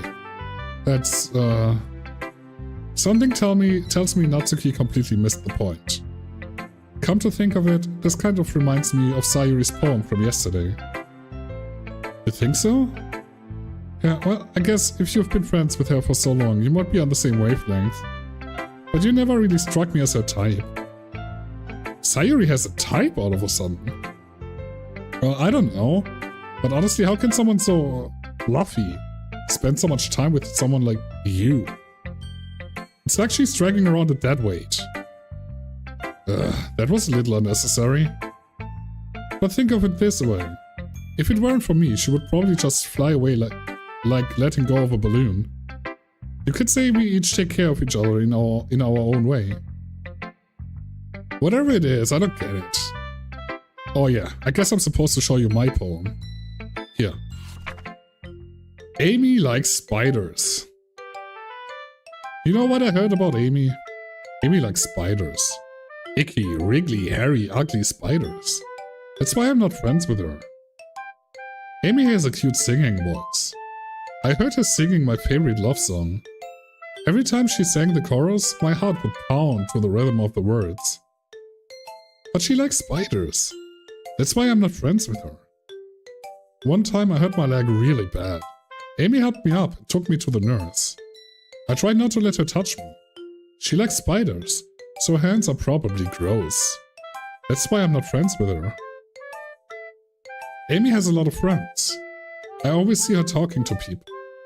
She probably talks about spiders. What if her friends start to like spiders too? That's why I'm not friends with her. It doesn't matter if she has other hobbies. It doesn't matter if she keeps it private. It doesn't matter if it doesn't hurt anyone. It's gross. She's gross. The world is better off without spider lovers. And I'm gonna tell everyone. Okay, you go beat up Prometheus, you do that. Actually, that one... I hate to say it, but I really like this one. Like, I actually like this thing. Damn. Interesting. Not bad, right? It's quite a bit longer than yesterday's. Yesterday's was way too short. I was just warming up. I hope you didn't think it was the best I could do. No, of course not. Anyway, the message is pretty straightforward in this poem. I doubt I have to explain it. Sometimes you can explain complicated issues with much simpler analogies. And it helps people realize how stupid they're being. Like, anyone would agree that the subject of this poem is an ignorant jerk. Do you know people like that? Of course. It's about how everyone thinks That doesn't matter. It can be about anything. I wrote it to be easy to relate to. Easy to relate to. That was the sentence. I just thought there was more to come, but I guess not. Everyone has some kind of weird hobby. Or guilty pleasure. Something that you're afraid if people find out. They make fun of you or think less of you. But that just makes people stupid. Who cares what someone likes? As long as they're not hurting anyone, and it makes them happy. I think people really need to learn to respect others for liking weird things. Well, you're definitely right. At least I can relate to that. And I'm sure a lot of other people can too. It's what I do best after all. I don't like writing unless there's a good message to take away from it. Like, conveying emotions is important. But I want to make people think, not just feel. Remember that. I'm gonna write a good one for tomorrow too, so look forward to it. That was a good one though. Like, I enjoyed that one actually. We're gonna do Yuri at last, so let's do Sayori this time. ... Ooh, I like this one. It has some nice feelings in it. And I'm glad. I almost forgot, guys. Damn. Still though. Your tone makes it sound like you liked yesterday's poem better. I guess you caught me. Sometimes you know me a little too well for my own good. But don't just try to be nice about it. If I'm doing a bad job, then I'd rather just hear it. No. I still like this one, I promise. You know, I wouldn't lie to you. Never ever. Yeah, I guess so. What made yesterday's poem so great compared to this one then? Well, I'm not very good at figuring out if poems are good or bad. But that's why I just go by my heart. If it makes me feel things, then it must be a good poem. I'm not sure that that's exactly how it works. Then again, I guess conveying feelings is a pretty important part of this whole thing. Yeah, maybe. Honestly, I don't even know what kind of writing you like in the first place. Yeah, me neither. Why don't you at least try giving it some thought? Oh, you want to write something for me? That's so sweet. Yeah, right. But you're always thinking about other people. You need to think about yourself every once in a while. If you don't, you might end up getting hurt at some point. Eh? Well, I don't really know what you mean, but I'll keep to try that in mind. Well, whatever. Anyway, let's see. Oh, I guess I like happy poems. Wait, sometimes I like sad poems too. Sometimes a little bit of both. There's a word for that, right? What's the word I'm looking for? Bittersweet. Yeah. I like things that are happy and things that are sad. Happy and sad. I cannot see you like something sad, Sayori. Well, I like happy the most. But sometimes when you have a little rain cloud in your head, a sad poem can give the little rain cloud a little hug. And make a nice happy rainbow. Oh dear. Sayori, that's unexpectedly poetic. It is? Maybe I'm getting better at expressing my feelings after all. Thanks. I should go write that down then. You can read my poem now, okay? Bottles. I pop off my scalp like the lid of a cookie jar. It's the secret place where I keep all my dreams. Little balls of sunshine, all rubbing together like a bundle of kittens. I reach inside with my thumb and forefinger and pluck one out. It's warm and tingly. But there's no time to waste. I put it in a bottle to keep it safe. and I put the bottle on the shelf with all of the other bottles. Happy thoughts, happy thoughts. Happy thoughts and bottles, all in a row. My collection makes me a lot of friends. Each bottle a starlight to make amends. Sometimes my friend feels a certain way. Down comes a bottle to save the day. Night after night, more dreams. Friend after friends, more bottles. Deeper and deeper my fingers go. Like exploring a dark cave. Discovering the secrets hiding in the nooks and crannies. Digging and digging. Scraping, scraping. I blow dust off my bottle caps. It doesn't feel like time elapsed. My empty shelf could use some more. My friends look through my locked front door. Finally all done. I open up, and in come my friends. In they come in such a hurry. Do they want my bottles that much? I frantically pull them from the shelf, one after the other, holding them out to each and every friend, each and every bottle. But every time I let one go, it shatters against the tile between my feet. Happy thoughts, happy thoughts, happy thoughts in shards all over the floor. They were supposed to be for my friends who aren't smiling. They all something. But all I hear is echo, echo, echo, echo, inside my head. Damn, okay, that's actually... They're getting pretty fun. Like, I really enjoy that. Damn. Fuck. Holy crap. Did you really write this? Of course I did. Didn't I tell you yesterday I gonna write the best poem ever? Yeah, but... I mean, I didn't expect something like this coming from you. Monica told me a whole lot. And I've been really in touch with my feelings recently. I see that. It's almost kind of creepy. Creepy? Well, not exactly. Maybe because I'm so used to you being cheerful. Well, never mind. I'm thinking too hard about it. The point is, it came out good, so you should be proud of it. Aw, thanks. I feel like I was meant to express myself this way. It even helps me understand my own feelings a little better. Writing is like magic. You've gotten pretty passionate about this, huh? I hope you keep it up. Yay! Writing's the best. Okay, this is how you know someone's not a writer. They say writing's the best. I'm gonna keep writing until I die. Well, might be sooner than later. Don't get ahead of yourself. Sayuri's always had a habit of getting obsessed with something before dropping it no more than a week later. I wonder if it's one of those times. But seeing the passion in her eyes makes it hard for me to be pessimistic. Alright, Monica. Hi again. How's the writing going? Alright, I guess. I'll take that. As long as it's not going bad. I'm happy that you're applying yourself. Maybe soon you'll come up with a masterpiece. I wouldn't count on that. You never know. Want to share what you wrote for today? Sure, here you go. I give my poem to Monica. Alright, great job. I was going to ooh in my head while reading it. It's really metaphorical. I'm not sure why, but I didn't expect you to go for something so deep.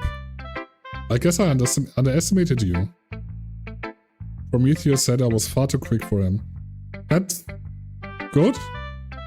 Question mark? High praise from the Titan of Foresight. It's easiest for me to keep everyone's expectations low. That way, it always counts when I put in some effort. That's not very fair. Well, I guess it worked anyway. You know that Yuri likes this kind of writing, right? Writing that's full of imagery and symbolism. Unlike Sayuri, who likes using simple and direct words to describe happiness and sadness. Yuri likes it when readers are left to derive their own meaning out of it. It's very challenging to write like that effectively. Both allowing people to get something out of it just by feel, or letting them deeply analyze all of the nuances. It can take years of practice, which I'm assuming Yuri has at this point. I never really asked though. I'm sure I'm nowhere near her level yet. Don't worry so much about that. You do your own thing. Just keep exploring and learn by trying new things. But anyway, you want to read my poem now? I like the way this one turned out, so I hope you do too. Alright, let's take a look. Save me. The colors, they won't stop. Bright, beautiful colors. Flashing, expanding, piercing. Red, green, blue. An endless cacophony of meaningless noise. The noise, it won't stop. Violent, grating waveforms. Squeaking, screeching, piercing. Sine, cosine, tangent. Like playing a chalkboard on a turntable. Like playing a vinyl on a pizza crust. An endless poem of meaningless. Load me. Load me? Okay. Save me, load me. Oh! Is that like a meta thing here? Well, do you want me to save and load there? No? I wonder. Like, I cannot save while this is open. So, is it like a meta thing? So, you know, I don't think something's gonna happen. Like right now. Sorry, I really needed that stretch, holy shit. I mean, we can just save and see what happens, I guess. Okay, save here, load here. You can use the skip button to fast forward through text you already read. Thank you. Okay, nothing more. It's even more abstract than your last one, huh? I guess it's just the way I write. I'm sorry if you don't like it. I think that was like another hint for a future thing that's gonna happen. Like we have to save now and then, you know, probably load back there to not fuck up or whatever. I don't know. No, I never said that. Just the kind of thing I've never really seen before, I guess. I kind of like playing with my space on the paper. Choosing where and how to space your words can totally change the mood of the poem. It's almost like magic. The way I wrote those lines really short makes it feel like they're trying to speak over the noise. I see. It's still hard for me to tell what this is about, though. Sometimes asking what a poem is about isn't the right question. A poem can be abstract as a physical expression of a feeling, or a conversation with the reader. So putting it that way, not every poem is about something. So I wonder if we can we look at past poems again? Is that a thing we can do? Probably not, though. Okay, never mind. Anyway, here's Monica's writing tip of the day. Sometimes you will find yourself facing a difficult decision. When that happens, don't forget to save your game. Really? You're just putting it like that, okay. You never know when you might change your mind. Or when something unexpected may happen. Wait, is this tip even about writing? What am I even talking about? It was my real laugh, by the way. That's my advice for today. Thank you for listening. Okay, so I guess that is just the game's way to make sure you put down a save now, because you're gonna fucking die now, you know? Okay, Yuri, what's up? Let's see what you're written for today. Uh-oh. Yuri stares at the poem with a surprised expression on her face. Do you like it? Did. How did you pick up on this so quickly? Just yesterday I was telling you the kind of techniques worth practicing. Maybe that's why... You did a good job explaining. I really wanted to give it my imagery. Yuri visibly swallows. Even her hands appear sweaty. I'm not used to this. Used to what? I don't know. It's fine, take your time. Yuri breathes and collects her thoughts. I know that Yuri likes to think before she speaks, so I offer that patience to her. Yeah, just being appreciated like this, I guess. It probably sounds really stupid, but seeing someone motivated by my writing, it just makes me really happy. Are you saying you never shared your writing before? Yuri nods. Really? I don't believe it. I really only write for myself. And besides, people would just laugh at me. Do you really think that? Again, Yuri nods. Huh. Even your close friends. Yuri doesn't respond to that. I wonder why. Anyway. You know, anyway, like, just moving on, it's fine. Do you want to share the poem you wrote today? Yeah, I do. If it's with you. Okay. The raccoon. It happened in the dead of night, while I was slicing bread for a guilty snack. My attention was caught by the scattering of a raccoon outside my window. That was, I believe, the first time I noticed my strange tendencies as an unordinarily human. I gave the raccoon a piece of bread, my subconscious well aware of the consequences. Well aware that a raccoon that is fed will always come back for more. The enticing beauty of my cutting knife was the symptom. The bread, my hungry curiosity. The raccoon, an urge. The moon increments its phase, and reflects that much more light off of my cutting knife. The very same light that glistens in the eyes of my raccoon friend. I slice the bread, fresh and soft. The raccoon becomes excited. Or perhaps I'm merely projecting my emotions onto the newly satisfied animal. The raccoon has taken to following me. You could say that we've gotten quite used to each other. The raccoon becomes hungry more and more frequently, so my bread is always handy. Every time I brandish my cutting knife, the raccoon shows me its excitement. A rush of blood. Classic Pavlovian conditioning. I slice the bread, and I feed myself again.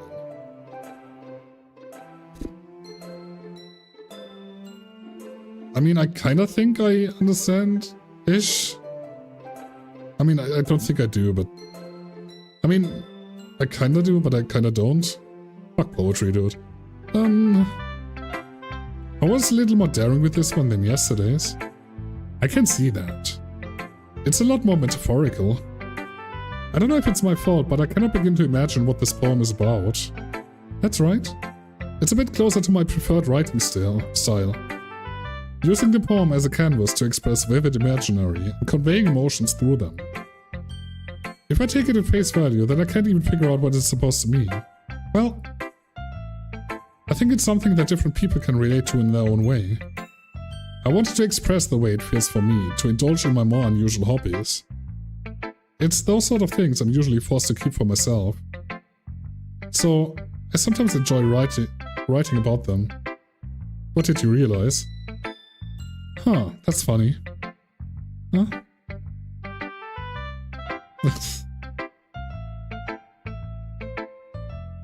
The difference between ah and hole is just owl. Stoner thought of the day. Oh my god. Ah! Jesus fucking Christ, Lucas. No, not that. No, that wasn't ah. That was ah. That's different. Didn't Natsuki also write something about that? About someone being ridiculed for a strange interest? Eh? She did? Yeah. She was talking about how it doesn't matter what you're into as long as you're not hurting anybody. She's right. I mean... Does she really feel that way? Yeah. Sounds like you two have that in common. You know, the R with a question mark and then the R. Oh, dear lord. Oh, that's interesting. To me, she seemed like the kind of person who would make fun of my hobbies. Ah! Aha! But I suppose that's my fault for judging, isn't it? Please don't tell her I said that. Don't worry, I have no reason to. Okay. Well, thank you for sharing it with me.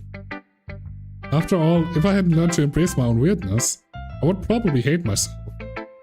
I might be ranting a little bit now, but I'm glad that you're a good listener. Okay everyone, we're all done reading each other's poems, right?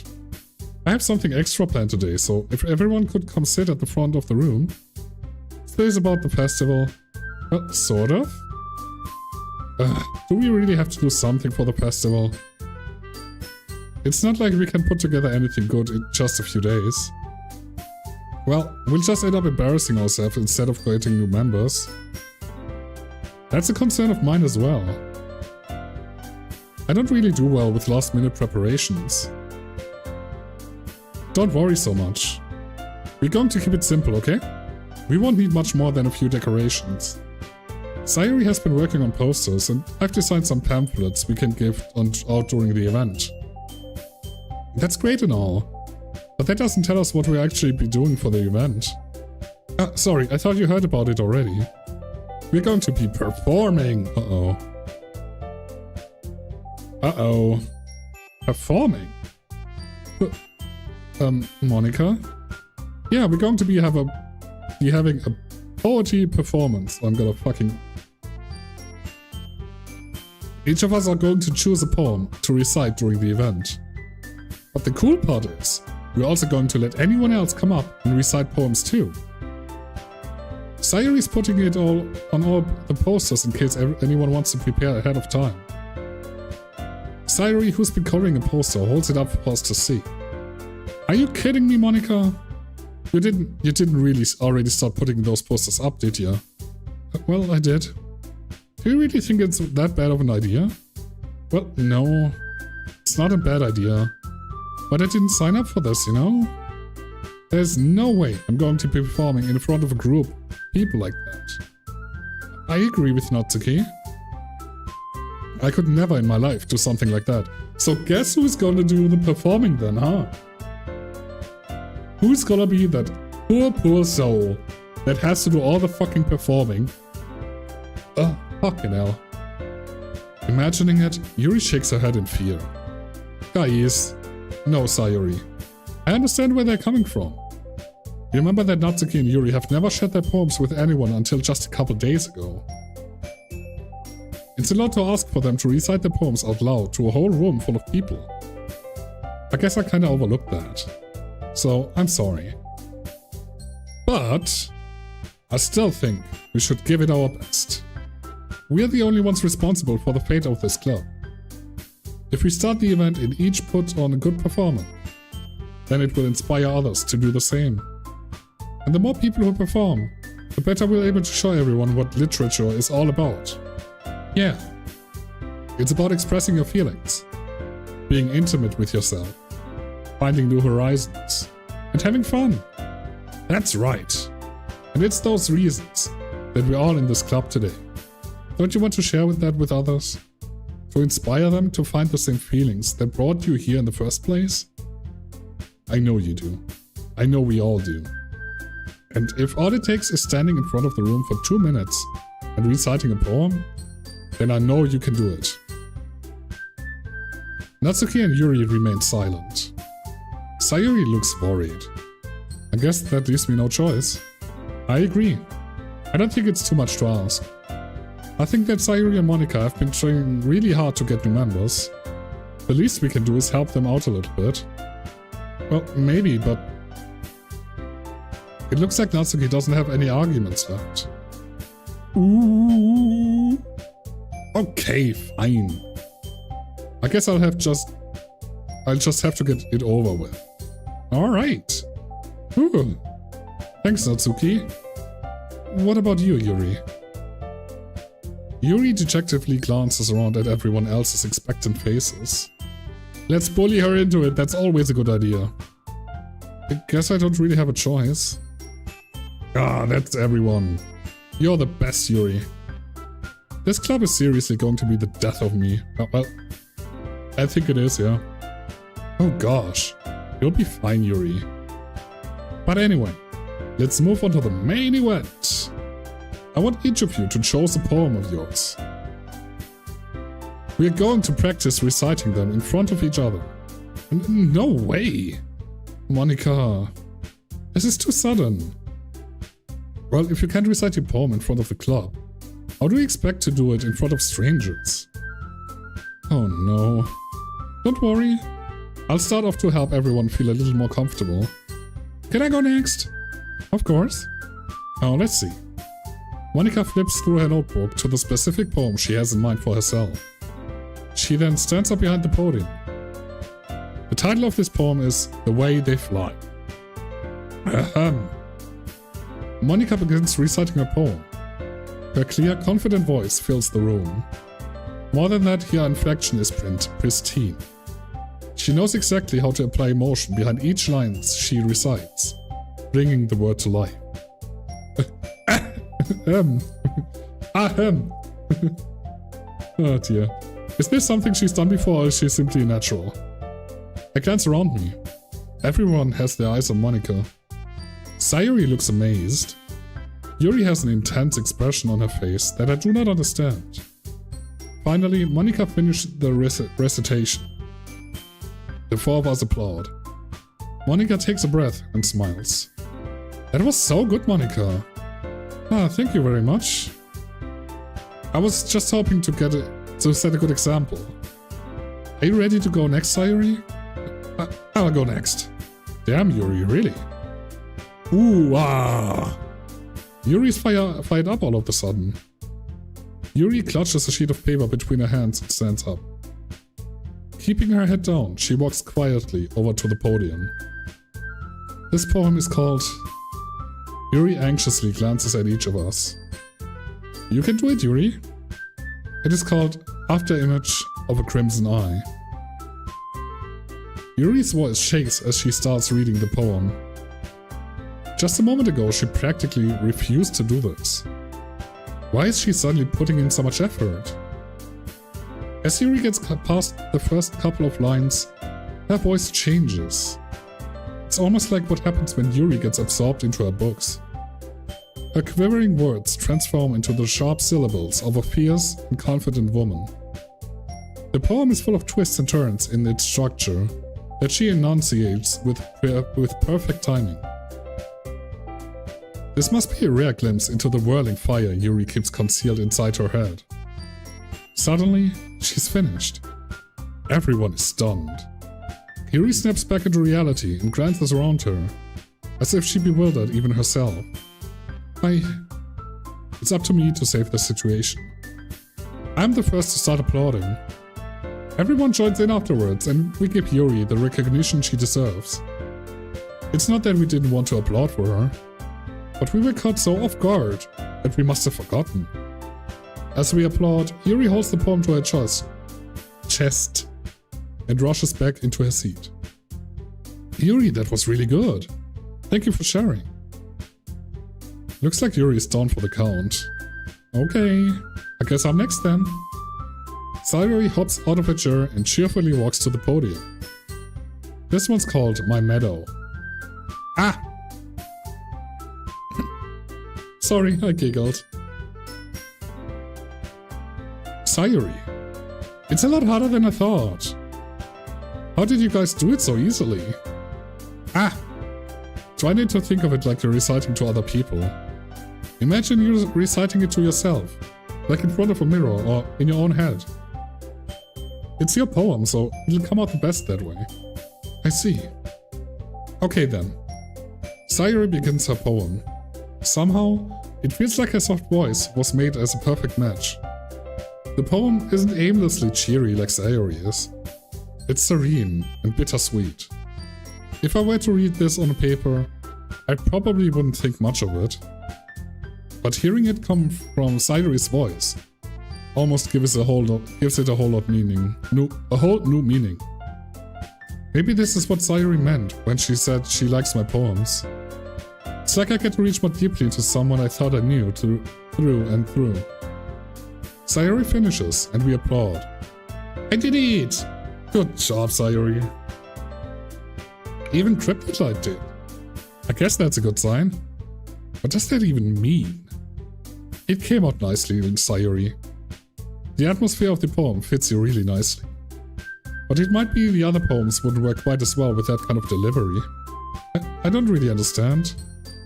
In other words, I've seen poems of yours where that sort of gentle delivery wouldn't work as well.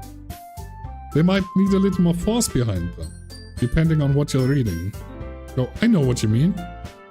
Well, I've been practicing that kind of thing. It's just embarrassing to do that in front of everyone. The next time, I'm going to make you pick a poem that challenges you a little more.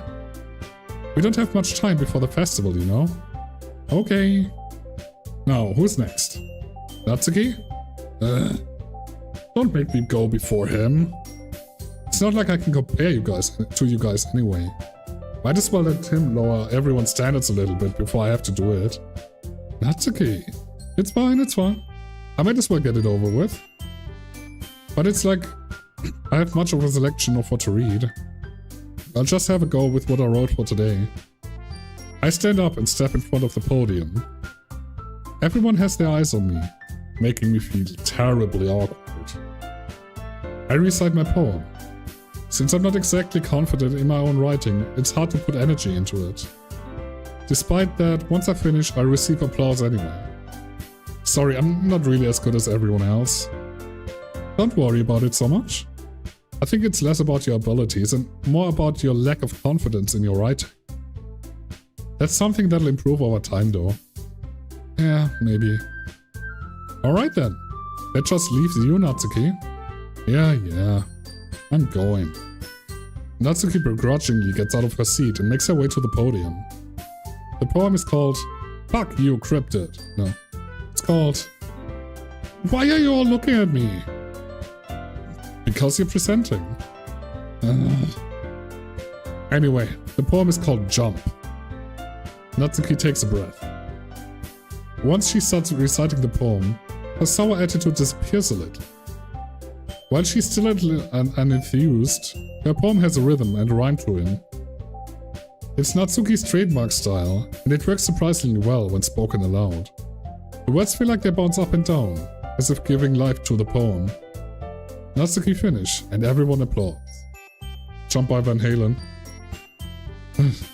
She huffs back to her seat. It wasn't so bad, was it? Easy for you to say. You better not make me do that again. Well, do you at least feel prepared enough to recite a poem in front of other people? I mean, doing it in front of other people will be way easier. I can put on whatever face I want for other people. But when it's just my friends, we're friends! Victory! We're friends! Yippee! We won the game! Okay, never mind. Sorry. They mentioned Thanatos, but I yet have to see my boy. Oh, I'm sure we'll find him. You will find him for sure. Friendship ending unlocked. It's just embarrassing.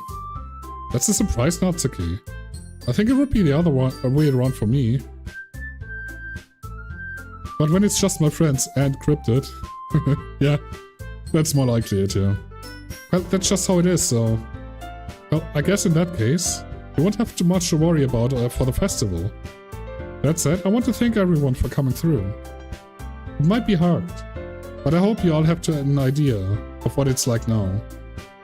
Make sure you pick a poem and get enough practice before the festival, okay? I'll be making pamphlets, so let me know ahead of time when what you will be reciting. Jeez. I should probably find some other poem to recite instead. That's fine too. It doesn't have to be your own. I'm already pleasantly surprised that you're putting in all this effort for the club.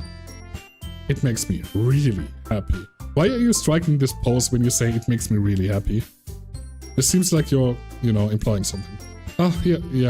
Sorry. Yeah, no problem. Okay, everyone. I think that's about it for today. I know the festival is coming up, but let's try to write poems for tomorrow as well. It's been working out really nicely so far, so I'd like to continue that. As for the festival, we'll finish planning tomorrow, and then we'll have the weekend to prepare. Monday's the big day. I can't wait. I can do this. I can do this. Alright. I stand up. There's no way I'll be able to find the same enthusiasm as Sayuri and Monica, but I'll do my best to get through it. It's for the sake of the club, and impressing Monica.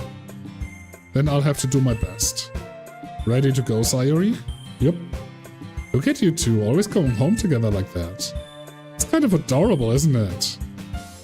Jeez, guys. Don't make such a big deal out of it.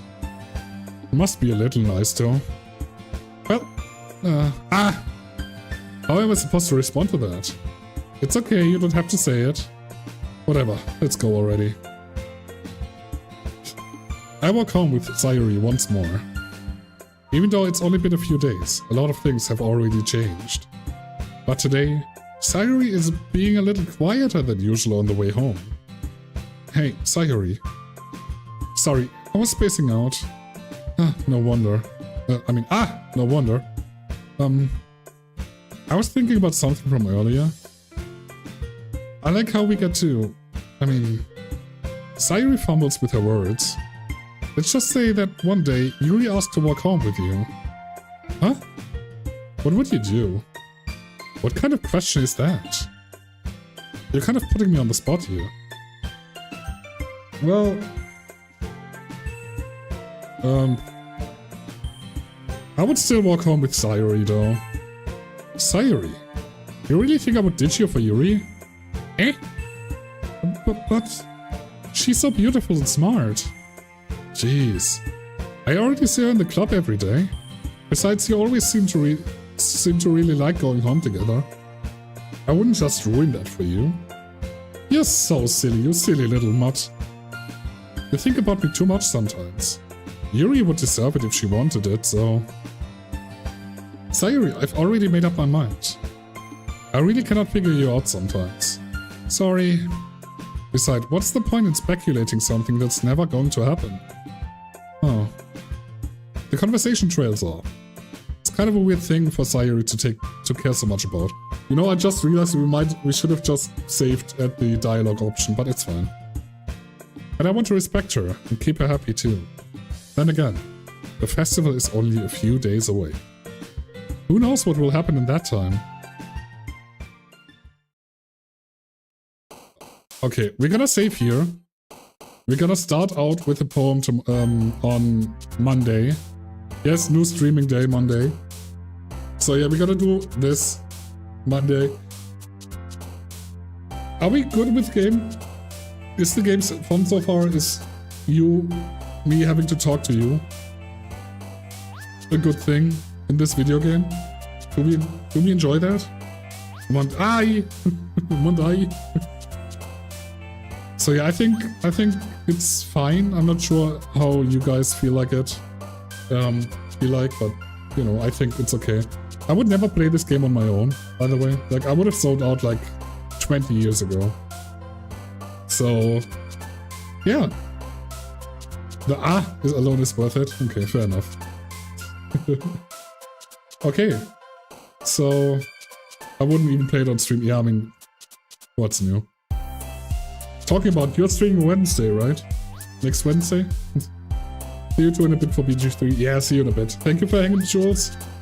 I appreciate it. Now, I hope we come to the horror part soon. That would be really cool. But yeah, for today, this is it. We're gonna be back on Monday.